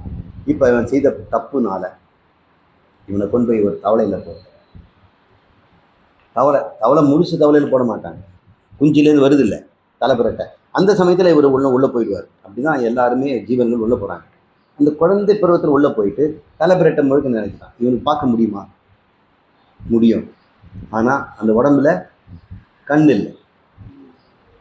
இவனால் கேட்க முடியும், ஆனால் அந்த உடம்புல காது இல்லை. தண்டனை தானே? இப்படி பண்ணிட்டீங்களே, காதையும் கொடுத்து இங்கே டமாரத்தை கழிச்சிட்டிங்களே, நாக்கையும் கொடுத்து மண்ணை சாப்பிட விட்டுட்டீங்களே. மண்புழுகளை போட்டால் என்ன ஆகும்? 6 சுவை சாப்பிட்டுட்டு இருந்தேன், 7 மீல்ஸ் கோர்ஸ், என்னென்ன டேஸ்ட்டு. இப்போ பாரு, மண்ணா தின்னுட்டுருக்கேன், மண்புழுவா. தண்டனை தானே? அப்போ இந்த உள்ளத்துக்கு தான் தண்டனை, உடம்புக்கு தண்டனை கிடையாது. நம்ம உடம்பை அடித்து என்ன பண்ணோம்? மனசை காயப்படுத்தினா தான் காயம். ஜெயிலில் இந்த உடம்புக்கு நல்ல வீடு, துணிமணி, சாப்பாடு, அளவு சாப்பாடுலாம் போட்டுடுறாங்கல்ல, அது தண்டனையா? உடம்புக்கு தண்டனை கொடுக்க மாட்டாங்க ஐயா, இது கொடுக்குறாங்க. உங்கள் பிள்ளை குட்டிங்களே, அன்பான உலகத்தை யாரையும் நீ பேச முடியாது, கலக்க முடியாது அப்படின்னு சொல்கிறாங்கல்ல. இப்போ இவன் கதி தான் நீங்கள் கேட்குறீங்க. நீங்கள் ஆத்மா வெளியே போச்சுன்னு சொன்னீங்கல்ல, இப்போ இனிமேல் சொல்லாதீங்க ஜீவன் வெளியே போச்சுன்னு சொல்லுங்கள். ஜீவாத்மா வெளியே போச்சுன்னு சொல்லுங்கள். ஏன்னா ஆத்மா எங்கேயும் இருக்குது. இப்போ வெளியே போனாலே இவன் ஜீவாத்மா தான். ஏன்னா ஆத்மா ப்ளஸ்ஸில் தான் இருக்கிறான். இப்போ பணத்துலேயும் என்ன ஆகும்? தேகாத்மா, அப்பயே ஆத்மா இருக்குது. இவன் எங்கே போவான்? அவனுடைய கர்ம வினைக்கும் ஆசைக்கு ஏற்ற மாதிரி போவான். கர்ம வினைக்கும் ஆசைக்கு ஏற்ற மாதிரி. சொல்லுங்க, நீங்கள் அது கவனம் அங்கே போயிடுச்சு. எங்கே போவான்? இப்படி தான் வகுப்பில் நம்ம கர்ம வினை சோதிக்கும். ஞானத்தை நம்ம கட் பண்ணிடும். ஆனால் கருணையில் பகவான் எப்பவுமே மறுபடியும் சொல்லிக் கொடுப்பார். ஆசையினாலும் பாவ புண்ணியினாலும் அது இன்னொரு உடம்பு இருக்குது. நல்ல உடம்பு வேணும்னாக்கா நல்ல புண்ணியங்களை செய்துக்கணும். ஆசையும் மனுஷனாக இருந்து வாழணுங்கிற ஆசையும் இருக்கணும். அதில் நல்ல ஆசைன்னு ஆத்ம வித்யாலயத்துக்கு போயிட்டு ஆத்ம ஞானத்தை பெற்று பிரம்மமாகணும். கட்டாயம் மனுஷன் உடம்பு கொடுக்கும். ஆசை இருக்கணும், பாவ புண்ணியம் இருக்கணும். இனிமேல் ஆத்மா சாந்தி அடைஞ்சுன்னு சொல்ல மாட்டீங்க, ஜீவாத்மா சாந்தி அடைஞ்சுன்னு சொல்லுங்க. அதெல்லாம் பொதுமக்கள் ஆத்மா பற்றி தெரியாததுனால சொல்கிறார். அதான் சொன்னார், உள்ளே இருக்கிற உணர்வு தான் பிரம்மம், அந்த ஆன்மா தான் கடவுள் என்று அறிவீரோ அப்படின்னு சொன்னார். இந்த ஞானம் இப்போ சின்னதாக இப்போ தான் முளை விட்டுருக்கு. நல்லா தண்ணி ஊற்றி மரமாகி பழம் பழுக்கட்டும். அது வரைக்கும் இந்த ஆத்ம தியானத்தில் வந்து உரம் போட்டுக்கிட்டே இருக்கு. நான் தண்ணி ஊற்றி உரம் போட்டு வளர்க்குறேன். அதுக்கப்புறம் நீங்களே தானாக வளர்ந்துருவீங்க. அப்புறம் பழம் வரும், ஞானப்பழம். இப்போ சின்ன விதையாக தான் இருக்குது.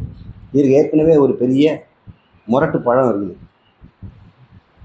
அது உலகம் உண்மை, உடம்பு உண்மை, பணம் உண்மைன்னு சொன்ன ஒரு பழம் இருக்குது.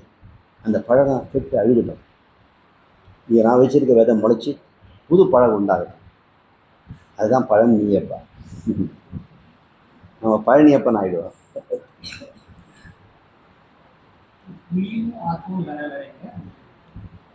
உயிர்னா நீங்கள் என்ன நினைக்கிறீங்க? அப்புறம் எப்படி ஆத்மாங்கிறீங்க? கோமால இருக்குன்னு கூட உயிர் இருக்குது. விதைக்கு உயிர் இருக்கா இல்லையா? ஆத்மா இருக்குதா? சரி, உடம்புக்கு உயிர் இருக்குதா இல்லையா? ஆத்மா இருக்குதா இல்லையா? அப்புறம் உயிர் போயிடுச்சு, உடம்புல இருக்கு, ஆத்மா போயிடுமா? போகாது. இப்போ ஆத்மா எப்படி பார்க்குறீங்க? எங்கும் இருக்கக்கூடியதாக பார்க்குறேன். அப்போ நான் ஆத்மா தான் நான் என்ன, நீங்கள் என்ன சொல்கிறீங்க? நான் எங்கும் இருப்பேன்னு சொல்லணும். ஆனால் இப்படி சொல்ல முடியுமா? நான் இங்கே இருக்கிறேன் சார் அப்படின்னு சொல்கிறோம். அது மறக்கவே மறக்காது. இந்த உடம்புல இருக்கிறேங்கிற ஒரு நினைப்பு உங்களால் அழிக்கவே முடியாது. ஞானம் வந்தால் கூட என்னால் விட முடியாது. இந்த உடம்பு எனக்கு சதா ஞாபகப்படுத்து. உடம்பு பண்ணதோ இல்லையோ, இந்த வயிறு ஞாபகப்படுத்திட்டு ஓயாமல் ஞாபகப்படுத்திட்டு, இதை சாப்பிடாத சாப்பிடாத உனக்கு டேஞ்சர், காரம் அதிகம் சாப்பிடாத. இப்போ எங்கே விடுதலை முக்தி? வயிற்ற கட்டிட்டு வாழ வேண்டியதாக இருக்குது. நல்ல வேலை எனக்கு ஞானம் வந்துருச்சு. இந்த வயிற்றை எப்படி வேணால் சரி பண்ணிக்கலாம். பொறுக்க வேண்டிய இடக்கு பொறுத்துக்குவோம், சரி பண்ணிக்கணும்னா சரி பண்ணிக்குவோம். ஆனால் எனக்கு அதுக்கு சம்பந்தம் இல்லை அப்படின்னு வாழ. சரி, இப்போ புரிஞ்சுக்கிட்டீங்களா? உயிருங்கிறது உடம்பில் இருக்கக்கூடிய ஒரு சக்தி. ஆன்மாங்கிறது அது கடவுள், அது அறிவு மட்டும்தான். இந்த உடம்புல சக்தி இருந்துக்கிட்டே இருக்கும். இந்த ஜீவன் உள்ள வரை ஜீவனுக்காக தான் அந்த உடம்பு உயிரோடு இருக்குது. ஜீவன் வெளியே போனவுடனே உடம்பு என்ன சொன்னான்? ஓனரே போயிட்டாரு, நீ எதுக்கு இப்படி மெல்ல கட்டிக்கிட்டு சாப்பிட்ற? கண்ணு தன் வேலையை முடிக்கிறேன். அதனால் சாகரும்போது ஒன்றும் தெரியாதவர் யார் அப்படின்பார், போக போகிறான்னு அர்த்தம். அப்புறம் நான் தான் கேசவன் வந்திருக்கிறேன், தாத்தா கேசவன் கேசவன், காதே கேட்கார். இப்போ ஜீவன் வெளியே போக போகுது. உடம்பு என்ன பண்ணுது? உயிரை கொஞ்சம் கொஞ்சமாக குறைச்சிக்கிது. தேவையில்லாத அந்த உடம்புல எதுக்கு உயிர் ஓட்டிக்கிட்டு? அது ஒரு பிராணசக்திங்க. இந்த உயிருங்கிறது பிராணசக்தி. ஆனால் சைவ சித்தாந்தத்தில் ஆன்மாவுக்கு உயிர்னு பேர் வச்சுருக்காங்க. அது நான் செய்கிற தப்பு இல்லை, எழுத்தாளர்கள் செய்கிற தப்பு. வைகுண்ட தேவர் அப்படி சொல்லலை. பின்னாடி வந்தவங்க வியாக்கியானம் பண்ணாங்க, பாஷ்யம் எழுதினாங்க. அந்த பாஷ்யக்காரர்கள் செய்த தப்பு.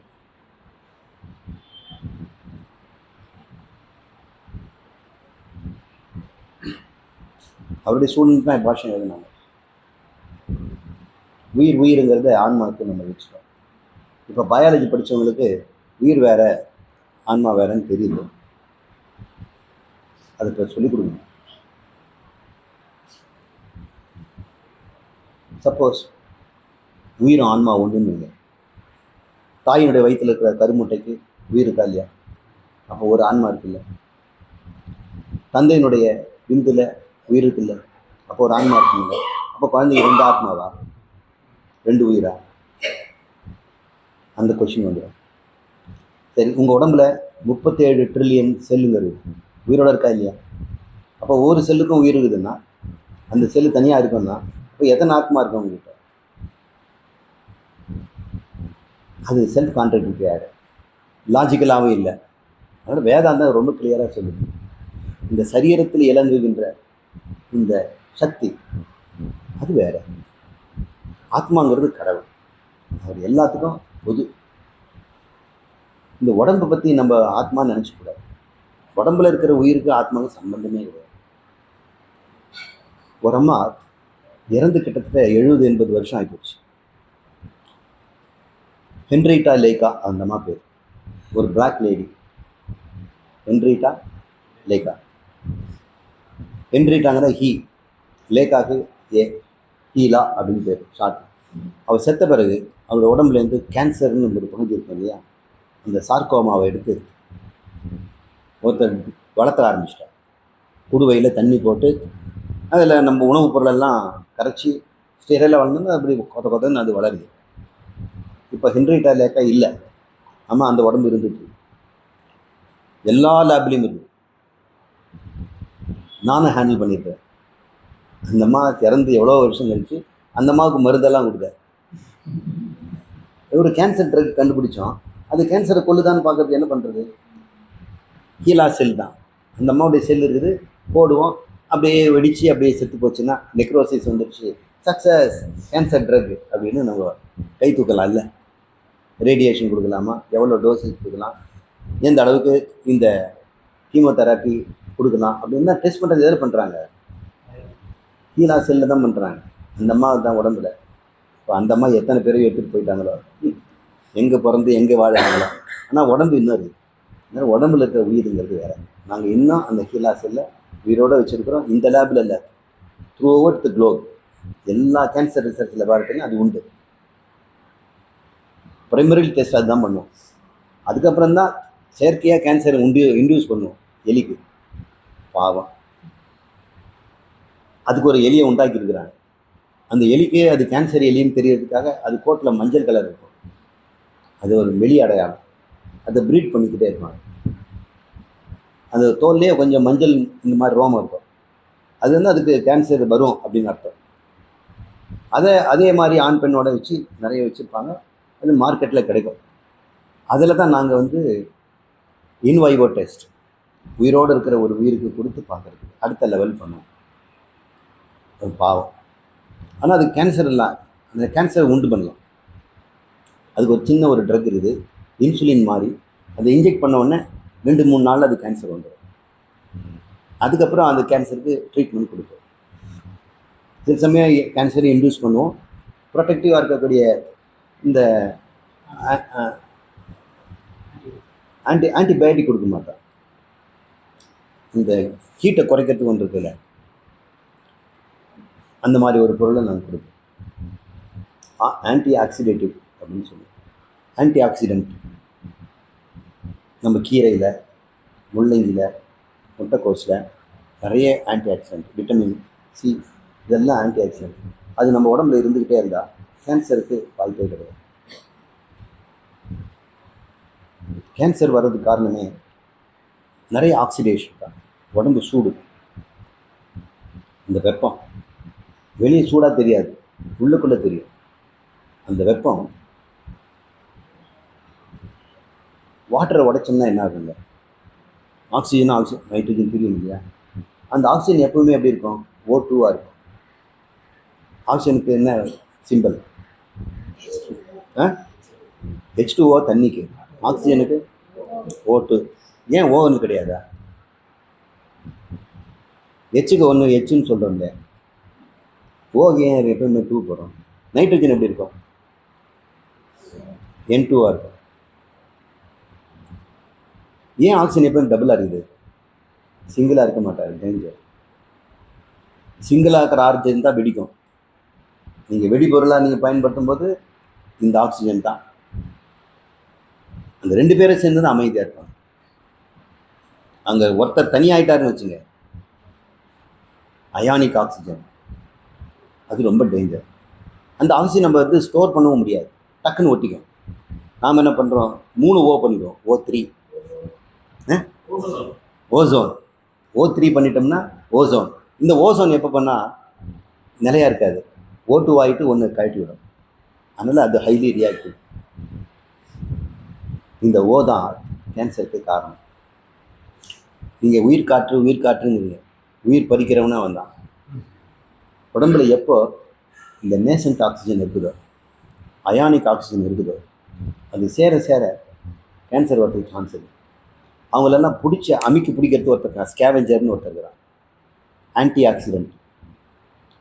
அந்த உணவில் நம்ம எடுத்துக்கிட்டோம்னா இந்த நேசன்ட் ஆக்சிஜன் ஃப்ரீயாக இருக்குமே, ஃப்ரீ ஆக்சிஜன், அவங்களெல்லாம் கப்புன்னு ஸ்கேவெஞ்ச் பண்ணுவோம். அது நம்ம சாப்பிட்ற உணவில் தான். சில பேருக்கு உணவில் தொடர்ந்து ஒரு ருசி பார்த்து சில உணவை அங்கே விட்டுடுறாங்க. அதான் ஆன்டி ஆக்சிடென்ட் குறைஞ்சி போயிடுது. இப்போ ஏதோ ஒரு சமயத்தை தலைவிதி ஒரு உறுப்பில் இந்த நேசன்ட் ஆக்சிஜன் அதிகமாகி அங்கே இருக்கிற செல்லை இரிட்டேட் பண்ணி அது கேன்சராக மாறுது. இது ஒரு தியரிங்க, இது உண்மைன்னு நினச்சிடாதீங்க. இது ஒரு பாதி உண்மை, இது ஒரு கான்செப்ட். நான் ஆரம்ப காலத்தில் டீச் பண்ணும்போது இந்த கான்செப்டை சொல்லிட்டு இருக்கேன். அப்போ டீலோமர் கான்செப்ட் ஒன்று இருக்குது, அதையும் சொன்னோன்னா அதுவும் நீங்கள் உண்மைன்னு நம்புவீங்க. இந்த வாயில் எல்லா உண்மையும் வரும், எல்லாம் உண்மையாக வருது. இந்த கேன்சரை ட்ரீட் பண்ணுறதுக்கு எல்லா உண்மையை சோதிக்க வேண்டியதாக. ஒரு சிலருக்கு இந்த உண்மை சரிப்படுது, ஒரு சிலருக்கு அந்த உண்மை சரிப்படுது. Science is like that. சரி, டைம் ஆச்சு. நீங்கள் டீ காஃபி ஏதாவது குடிச்சிட்டு வீடு போய் சேருங்க.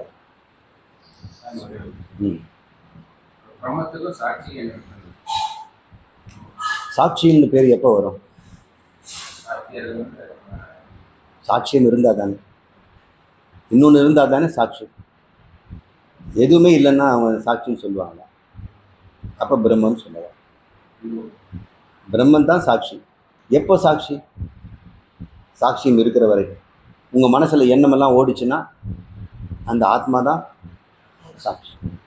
எண்ணம் ஓட்டல் நின்று போச்சுன்னா சாட்சியம் காணும். அப்போ ஆத்மா தான். சாட்சியும் பிரம்மம் ஒன்று. அதனுடைய அது என்ன வேலை செய்யுதுங்கிறது தான். ஆனால் இந்த ஜகத்தையே அது பார்த்துருந்தா சர்வ சாட்சிங்கிறோம். சாட்சிங்கிறது ஒரு தொழில். அது தொழிலே இல்லாத போது சாட்சின்ற பேர் கொடுக்க முடியாது இல்லையா? இட்ஸ் நாட் வாட்சிங். நம்ம நினைக்கிற கடவுள் நம்மளை வாட்ச் பண்ணுறாரு அப்படின்லாம் கிடையாது. அவர் வாட்ச்மேன் போஸ்ட் கொடுக்குறது, அப்புறம் போலீஸ் ஆகிடுவார், கண்ணை குத்தம் அப்படின்றார். அவருக்கு இதான் வேலையா? சாமி கண்ணை குத்துறதுக்கு கொடூரமான சொல்லியிருக்கிறாங்க. சாமி கண்ணை குத்தம். குழந்தைக்கு இப்படியே சொல்லி தருவாங்க. ஞாபகம் இருக்க பயமேன்னு சொல்கிறார் முருகர். இவர் கண்ணை குத்திடுவாருன்னு கையில் வேல் வச்சிருக்கிறாரு. அப்படிதான் சொல்லி கொடுக்குறாரு. இப்போ சாட்சி புரிஞ்சுருக்கீங்களா? கேளுங்க. வேற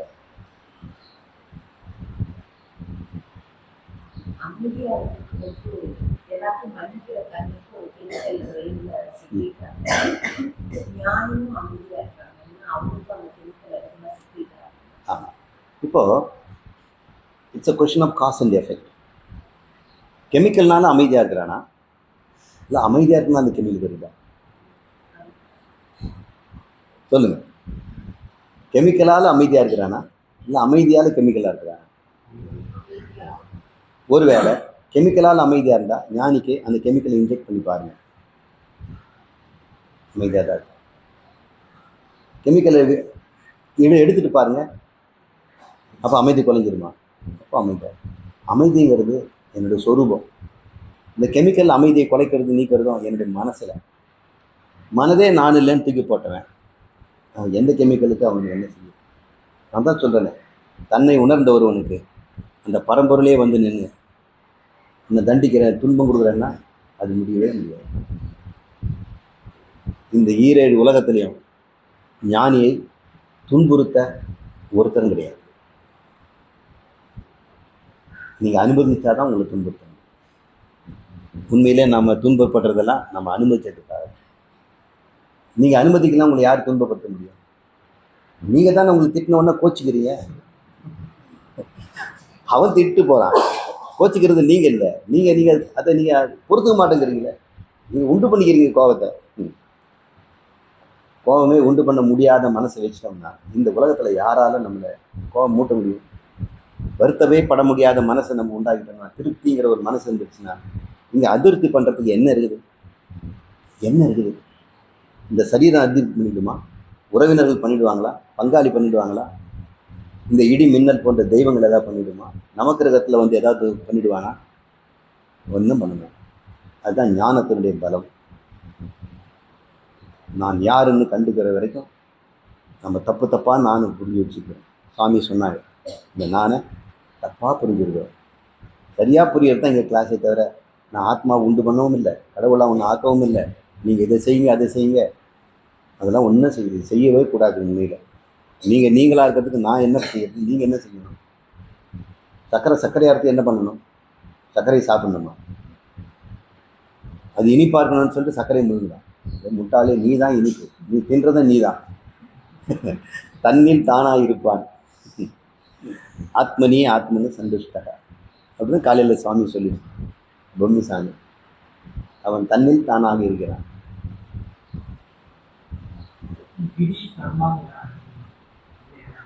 விதி என்னன்னு சரி, விதினா விதி விலக்கு இருக்குமா இல்லையா? இப்போ விதியை பற்றி பயப்படலாமா? விதி விலக்கு இருக்கு. விதின்னு சொல்லும் போதே விலக்கு இருந்தா தானே. விதி விலக்கு இல்லாமன்னா அது விதின்னே பேர் இல்லை. விதி நாங்கள் சொல்கிறோம், அழுத்தம் கொடுத்தா காற்று வெப்பமடையுது, அழுத்தம் நீக்கினா காற்று குளிருது. இது ஒரு விதி. இது ஜூல்ஸ் லா. இது ஜூல் தாம்சன் எஃபெக்ட் அப்படிங்கிற. காற்றை நிறைய தொலை இருக்க இடத்துல ஊதுனோம்னா, ஊதுங்க, எப்படி இருக்கு? சூடாக இருக்கா பாருங்க. சூடாக இருக்கா? வாயை கூச்சி ஊதுங்க. என்னங்க எங்கே குளிர்ச்சி வந்தது? இது ஒரு விதி. இது ஜூல் தாம்சன் எஃபெக்ட்னு பேர். இப்போ விதின்னு கேட்டிங்கல்ல, விதி எங்கே வேணால் கேட்டுன்னு நான் காட்டிக்கிட்டே இருக்கேன்.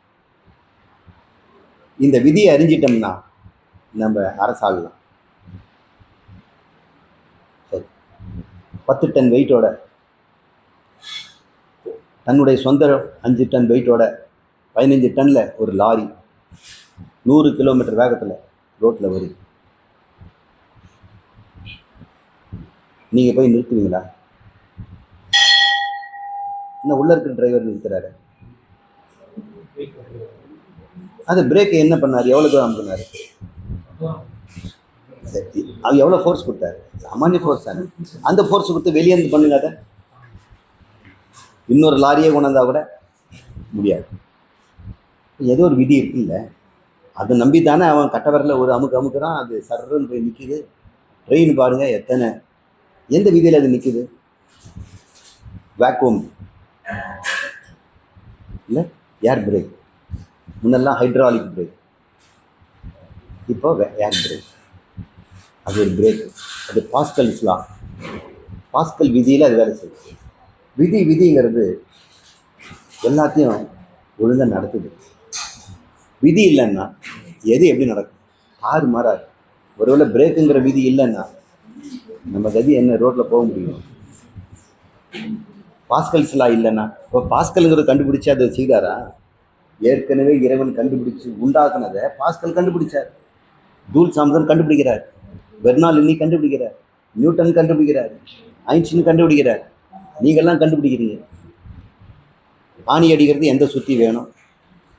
கட்டை புழக்கிறது எந்த சுற்றி வேணும்? செவரை அடிக்கிறது எந்த சம்மட்டி வேணும்?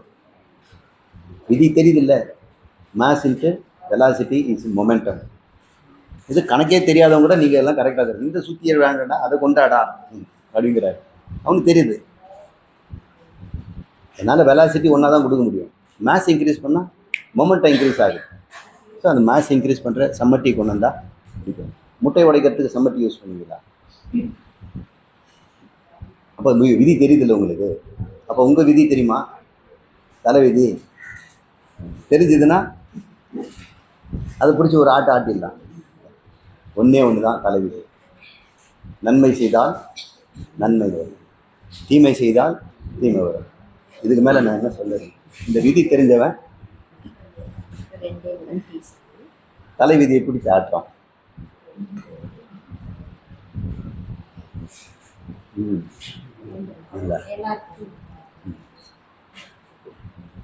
விதியை பற்றி தெரிஞ்சுட்டீங்கன்னு வச்சுங்க. இதுதான் விதி. இந்த லா யூனிவர்சல் லா. வினை விதைத்தவன் வினை விதைத்தவன். இந்த விதி தெரிஞ்சுதுன்னா நமக்கு துன்பப்படுறதுக்கு, துன்பத்தை விதைத்தோம் யாருக்கு? இன்னொருத்தனுக்கு. இப்போ துன்பத்தை அனுபவிக்கிறோம்.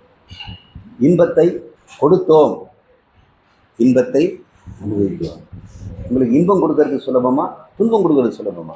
வந்த நீந்தா சொல்ல. ஒருத்தனுக்கு இன்பம் கொடுக்கறது சுலபமா, துன்பம் கொடுக்கறது சுலபமா? துன்பம் கொடுக்கறது சுலபமா? இன்பம் கொடுக்கறது கஷ்டமா? சிரிக்கிறது கஷ்டமா, கோச்சிக்கிறது கஷ்டமா? சிரிக்கிறது தானே. இப்போ சிரிச்சா இன்பமாக இருக்கும்ல. இப்போ சுலபமாக இருக்கிறது கனி இருப்ப காய் தவறுங்க. ஏன்னா கூட முழுக்க பழம் இருக்குது, நீ என்னத்தை தேடுற? காயை தேடுற. அதை முட்டாளே. இனிமை, உண்மை, நேர்மை இது வாக்கில் இருந்தால் போதாதா? உங்களுடைய எந்த விதி தலையுது சொல்லுங்க. ஊழையும் உப்பக்கம் காண்பர். தலைவிதி பிடிச்சி திருப்பி போடுவானா? திருவள்ளுவர் சொல்றார், தலைவிதியை நொந்துக்காதீங்க. நான் துன்பப்படுறேன்னா யாருக்கோ துன்பப்படுறேன். எந்த மாதிரி துன்பப்படுறீங்க? பல்வெளியில் துன்பப்பட்டீங்கன்னா யார் பல்லையே உடைச்சிங்க. வயிற்று வெளியில் துன்பப்படுறீங்களா? யாருக்கோ சோறு போடாமல், மாட்டுக்கு கூட சோறு போடாமல் விட்டுருக்குறாங்க. சார் மாட்டுக்கு சோறு போடணும், எனக்கே சார் வயிற்று வலி. அதுக்கு வயிற்று வலி வந்ததில்லை, பசி இருந்ததில்லை. தயவுசெய்து மனுஷனுங்க மட்டும் துன்பம் நினச்சிக்காதீங்க.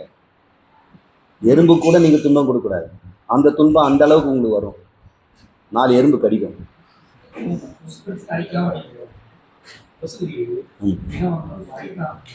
ஆமாம், 4 கொசு கொல்லுங்க, 4 கடிக்கு வாங்கிக்கோங்க. விதி தெரிஞ்சிருச்சுல்ல. அப்புறம் 4 தடவை கொசுவாக பிறந்து 4 தடவை செத்து எழுந்துங்க. இன்னும் பெருசு இல்லை, 15 நாள் 15 நாள். 100 கொசு கொண்டுருந்தீங்கன்னா 100 × 15 150 தடவை கொசுவாக பிறந்துட்டு அக்கௌண்ட்டு க்ளோஸ். வாங்க சாமி, எனக்கு வேறு உடம்பு கொடுங்க, க்ளோஸ் பண்ணிட்டேன். இதை தெரிஞ்சதுன்னா எவன் இந்த உலகத்தில் பாவம் செய்வான்? விதி விதிங்கிறாங்க. மதிங்கிறது என்னங்க? விதியை எப்படி வெல்றது? விதியை விதியால் தான் வெல்ல முடியும். எந்த விதி எனக்கு துன்பம் தருமோ அதை நான் தெரிஞ்சுக்கிட்டேன். தெரிஞ்சுட்டு அந்த விதியை நான் செய்வேனா? இன்பம் எனக்கு இன்பம் தரும்னு தெரிஞ்சுட்டு அதை ஏன் செய்யாமல் இருக்கிறேன்? இது ஒரு கஷ்டமா? அன்பாக இருக்கிறது ஒரு கஷ்டமாங்க. அது என்னவோ செலவில்லாத ஒரு பொருள். சிரிக்கிறது, புண்ணுவரோட பார்த்து hi hello how are you, you look very nice, oh what a beautiful dress அப்படின்னு சொல்லவே மாட்டேங்கிறாங்க. வயிற்றுல எரிச்சலாக இருக்குது. பாராட்டணும், கங்க்ராச்சுலேஷன் ஃபார் செக்யூரிங் 78 மார்க்ஸ். என்ன சார் 100 வாங்கினா தான் சொல்லுவாங்க. நீங்கள் நான் அதை விட கம்மியாக வாங்கியிருக்கிறேன், நீங்கள் ஏன் சொல்கிறீங்க? நான் 60 தாண்டது இல்லை. Congratulation, excellent, improve your self, you can do better அப்படின்னு சொல்கிறதுக்கு வாயே வர மாட்டேங்குது. பாராட்டி பழகுங்க, அன்பு கொடுத்து பழகுங்க. அப்புறம் எல்லா உலகங்களும் ஒன்று தேடி ஈயம் வைக்கிற மாதிரி நீங்கள் போன இடம் கலகலப்பாக இருக்கும், ஜோதியாக இருக்குது. சில பேர் வந்த இடத்துல அப்படியே எல்லாம் தலை போட்டுருவாங்க, இப்போ எப்போ வெளியே போவார் அப்படின்னு காத்துட்டு. அப்படி நம்ம வாழ்ந்துடவே கூடாது. அதனால தான் அன்பு, ஆனந்தம், அமைதி, இதுதான் எங்களுடைய எழுதாத சட்டம்.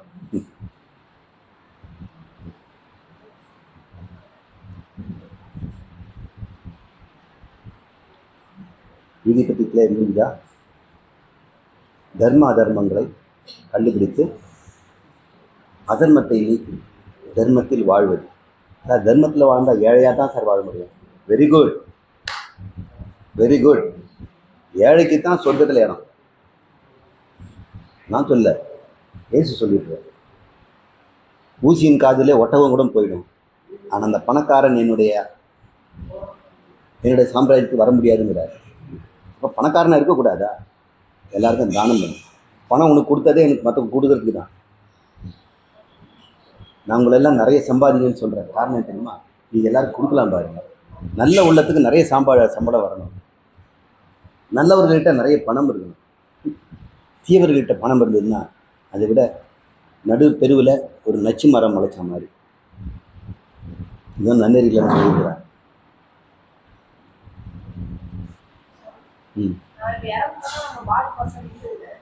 பாடி பார்ட்ஸ் எல்லாம் யார் பாடி ஆட்டுறது? பாடியே ஆடிட்டு இருந்தா, பாடி ஆடிட்டு இருந்தாக்கா நீங்கள் போன செத்த பிறகு அந்த பாடி ஆடும். பாடிக்குள்ளே இந்த ஆட்டுறது யார்? என்ஜின் செத்து போனால் கார் ஓடுமா?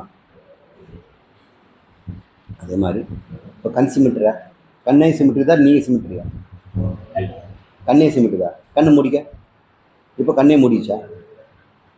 நீ தானே மூடணும். என்னையா நீயே செய்துட்டு எல்லாம் கண்ணு செய்துங்கிற. உன்னால தான் கண்ணு மூட முடியும், உன்னால தான் கண்ணு திறக்க முடியும். ஏன் ஒன்று தெரியாமல் கண்ணு மூடுதுன்னா நீ அதுக்கு கற்றுக் கொடுத்துருக்குற. நான் இதை முன்னெல்லாம் நான் கட்டுப்படுத்த முடியாது, உன் வேலையை ஒழுங்கா அப்பப்போ சிமிட்டிக்கிட்டே இரு. கண் சிமிட்டில் என்ன ஆகும்? ட்ரை ஆகிடும். ஏன்னா கண்ணை நசுக்கும்போது தான் இங்கே லேக்ரிமல் கேண்டுன்னு சொல்லக்கூடிய கண்ணீர் வந்து அமுக்கி பிசைஞ்சு வெளியே வரும். ட்ராப் ஒரு கோட்டிங் ஃபார்ம் ஆகும். உத்து கம்ப்யூட்டரை பார்த்துட்டே இருந்தோம்னா கண்ணு ட்ரை ஆகிடும். அதுக்கப்புறம் நம்ம கார்பாக்சி மெட்டீரியல் செல்லுலோஸ் ஒரு ட்ராப் விட்டுக்குவாங்க. எல்லாமே இயற்கை நமக்கு.